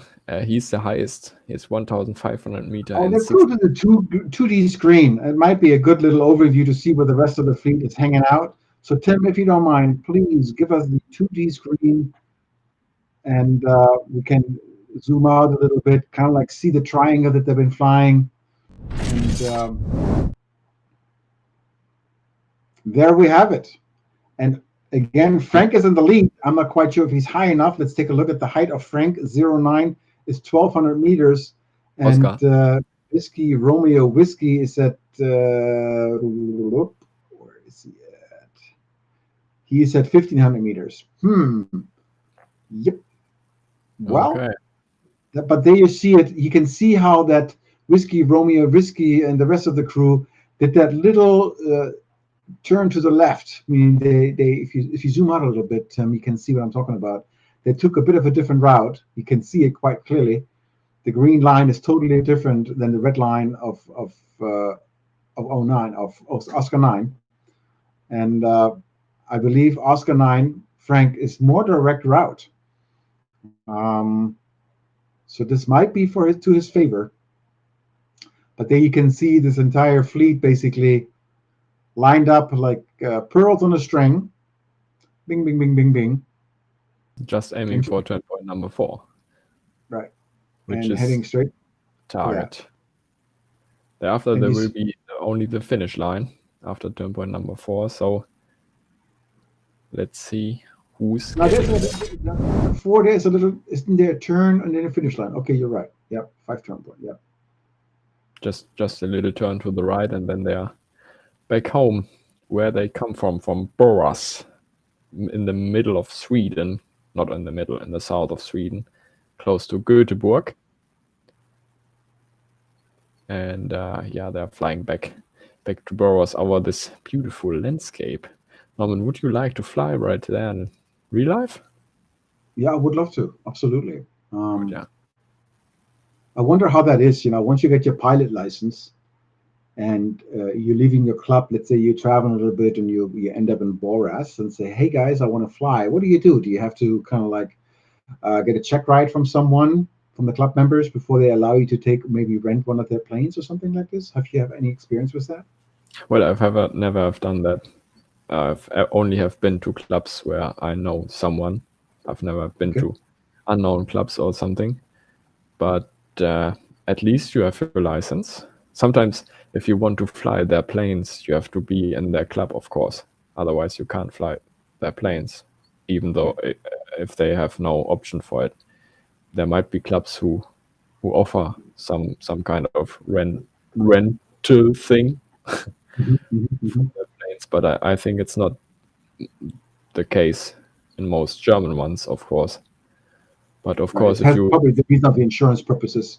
yes, Unless you carry your own insurance, it says I've got insurance. I don't know how that would work, but maybe Mark Till or anyone else has information about that. That if you are a private pilot with a license and would love to go to other clubs and possibly rent their glider for the day, let's say in Boras or any other beautiful countries and places and clubs around the world, how would that work? Because wouldn't that be awesome to be able to go to places like that and experiencing this? And what are the procedures if you do? Do you get a check ride? How does this work? Since I'm very new to this or rediscovered soaring and gliding, I'm still learning a lot about what people do and don't do in clubs, especially. Yeah, I But think here we only. see TKM on the bottom, and on top of that, we have Frank leading Tim basically. So these two are duking it out, and that the question is, are they high enough yet for the final glide, or and if they are, well, they seem to be flying 195, so it seems to be pretty fast. Is it enough? Is the question. Are we there? Then can we get that screen on the left that shows off the distance flown? I know, Tim, you have sometimes that beautiful option to give us that little view of distance flown position on the thing. Yeah, there we go. 243. So we have 40 kilometers left, or 37 kilometers, 36 kilometers left. Victor Yeah, Romeo Victor can fly much faster because he's higher. So, and he's it's 2 kilometers behind. Yeah, tough. interesting race again.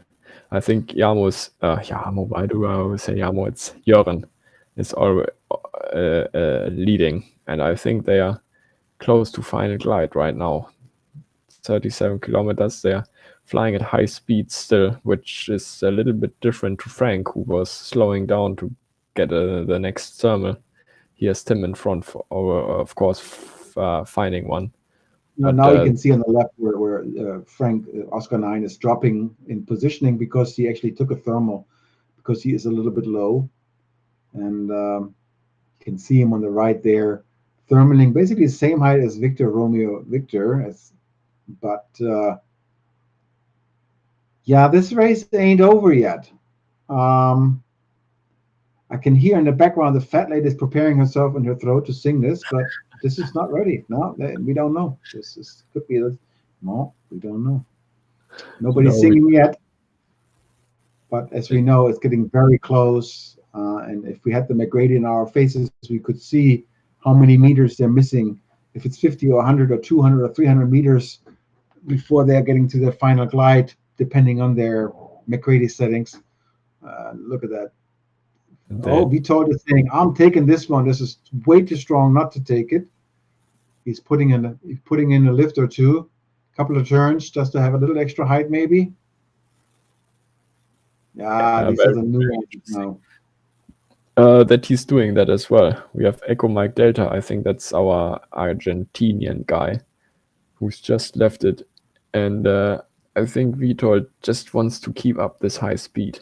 He wants to get the McReady setting as high as possible for the final glide as well. But I don't know if that's the right thing to do on this part of the race, because we are still on this headwind section.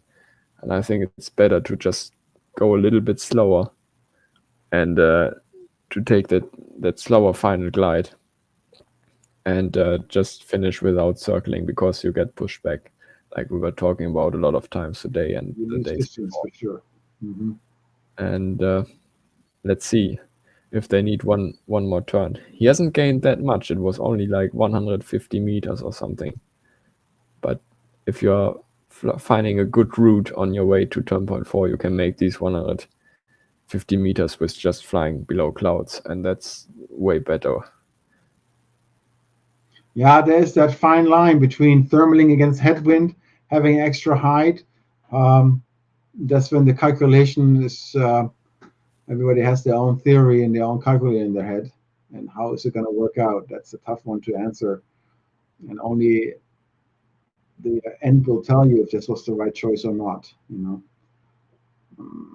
Yeah, absolutely. And it seems like it's getting a bit more difficult trying to center these thermals, and they are not that strong as at the beginning of the race, which is quite strange and frustrating for the guys, especially on this final glide, because you are always circling with high rates of climb. And now you're facing these bad thermals, but it's up to you to keep the patience for these kind of thermals as well, because once you have turned in and you are not gaining altitude, you fly 2 circles without gaining anything. That's just wasted time. So It's basically a 45-second to a minute waste, right? yes, for complete waste. So you lose time and the others get in front. And so, as I said, at this part of the race, better go for this lower speed on final glide rather than trying to continue your flight like you've done before. Right. If you look on the scoreboard right now, we have Cuba leading, and Frank is all the way to 11th. But if I look at the 2D view, which you don't have to go to it, I see that Oscar 9 now is about 1,700 meters up. So he has a really high. He probably lost a few meters going back against the wind, but he's really high right now. He might be at final glide and can accelerate really strongly. And so the 11th place is not the final for him. He's going to go and look at his speed, 247. And we'll find out if this one works out for him or not, because we see Vitold and Arthur right there in front of us. You see them how they starting to turn again. They're finding another thermal. So they are definitely not done with this leg. This is definitely not final glide. And I think that strong headwind messes you up. McGrady says you got it, but then strong headwinds throw you off again. So wonderful racing, and this is not over yet. So It's getting tough again, right, Norman? We are getting closer to the finish line and it's getting suspense again. So you might need your sweat towel in a second. It's over there, handy dandy, ready to go. Yeah. But I love this. Since it's the first week that I'm commentating for you guys, and as from the commentator perspective, it is very beautiful to see how narrow the margin is to win and lose. It's in only seconds between first and third. It's only seconds between having your greatest day or kind of one of those moments of like, oh no, and it's one extra turn in the wrong direction, or it's so little margin right now to be really on the top. So this is showing you that this world championship that we're watching, the qualifiers are heating up already. And heads up to you, Ben, because you won the world championship last year, and I can only imagine what it took you to win this. I mean, you won by 1 point, and you can see that's 1 point. I mean, it can't get any tighter than that. And because you won the last race, gave you that extra 1 point. I mean, what a story, isn't it? Right, what a story. I mean, you can't write better. You do it for the first one. So how can you top that? Well, we're watching it right now. There's nothing to top. It's just being on that seat, being behind that screen, on that joystick, and making it happen. I mean, this is it's intense. Every day you open it up and making it happen. It's incredible. Who knew that virtual reality is so real? Yeah, it's an absolute interesting thing, and I'm so happy that we can do it right here, flying virtually and having these kind of races and these kind of coverage of these races, because it was, I think, 1 or 1.5 years ago where I was pushing forward this idea of having a spectator mode in Condor as well, in the beta team and in the programmers team, because I always wanted to stream these races, and the team wanted the same as well, and we knew it was the time to come. And now we are here with this piece of software where I can join these races, these suspense races, and can follow the pilots all around the map, jump into their planes, jump across the map, and all this stuff. So I'm very happy to get the chance to sit here and commentate these fun races with you guys, and I hope everybody has fun watching it. And of course, you can write in the chat. And of course, you need to put your guesses on the win. It's quite late at the moment. We only have one guess from Frode at the beginning that Anna Martin will win. There was no other guess, and we didn't make guesses as well because we have some bad experience with that. Because you know what to say now, the lady. But the fat lady is about to sing. She came on stage already. I think she's testing the microphone. And is this thing on? Is it on yet? And the sound guy in the back says, hold on for a second. I got to adjust this little feedback thing. JJJ is going to be the first to turn on turn point 4. So he is definitely going to head for the finish line, which is over there, left to the start line. So he is the one to turn first. He's at 268.7 kilometers right now. And his height, if I look at it, it's 968 meters. Now that can't be it. He's 650 meters, sorry. And so it's going to be enough to finish. Will he be the fastest? But he's going so fast. I mean, he cannot go much faster with this plane. 240K. Look who's coming on top. Was that right? Did I see that right? Whiskey Romeo Whiskey? Did I see this right?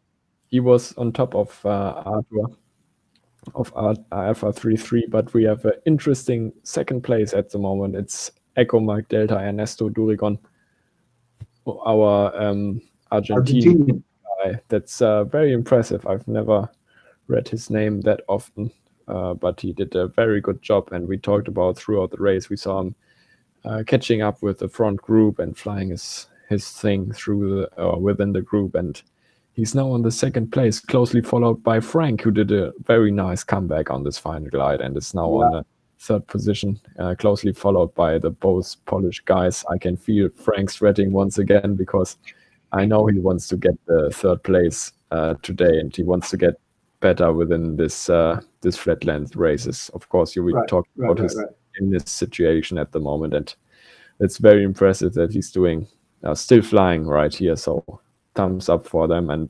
definitely thumbs up for Jeroen, who did an awesome job once again.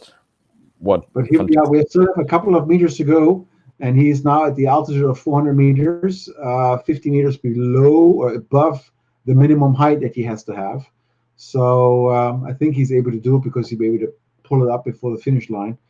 But what I find also interesting, EMD, the Ernesto guy, Argentinian guy, the reason why we haven't seen him because the last three, before yesterday, all the other tasks, he wasn't able to join due to issues with the ping in the server in Argentina.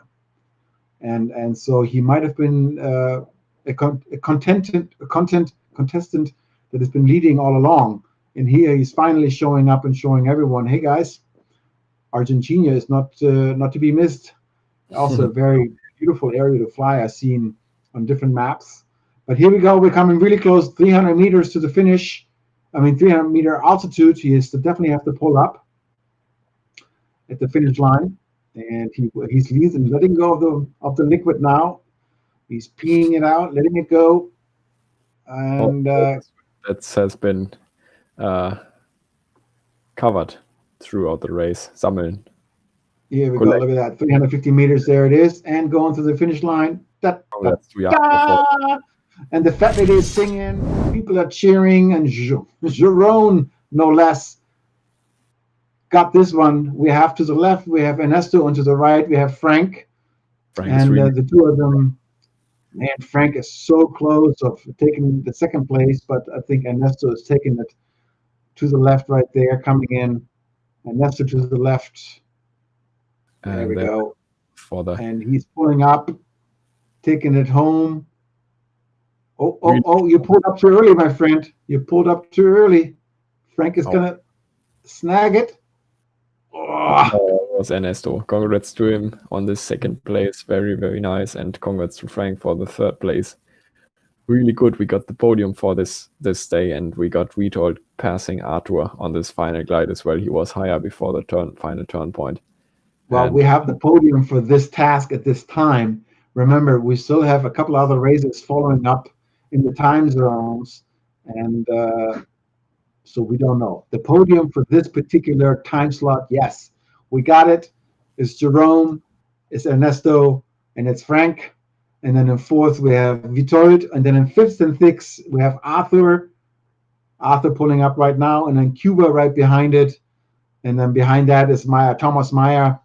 Thomas Meyer, really nice. Again, the top guys are in the top and fighting each other left and right on this beautiful Boras soaring day, day 6 in the virtual soaring Grand Prix.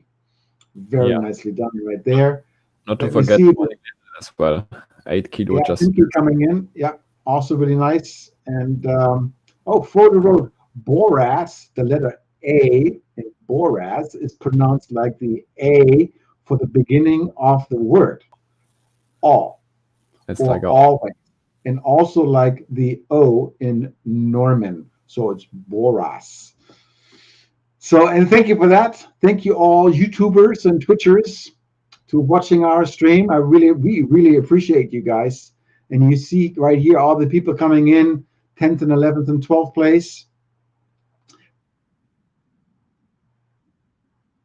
Only 2 minutes between the first and the 10th. So those guys were fighting and catching up the wings and trying to stay clean and sober.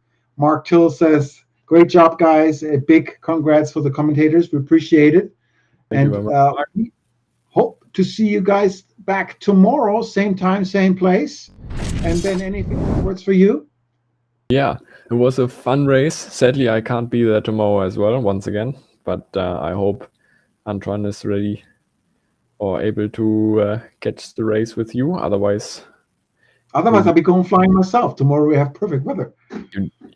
definitely you need to fly, Norman. You can't commentate every evening here and not flying in real life, you know. If it's the best season, go for it. I will be flying tomorrow as well in real life, so that's the reason, of I need course. to talk to Antoine and Timothy and Sebastian about that. But I really appreciate all of you guys behind the scene and in front of the scene and all the viewers. Thank you, all the flyers and pilots in the game, in the simulation. It was fun to commentate, and we see you all back when time has come. Definitely. When Thank we you, are back, guys. Thank you, Tim. thank you very much as well. And we will see you from Poland then, hopefully next week as well. You will see me, and stay tuned for the info stream for tomorrow if we're streaming or not. But yeah, let's see. Cheers, guys. Ciao. Goodbye. Au revoir. Evening.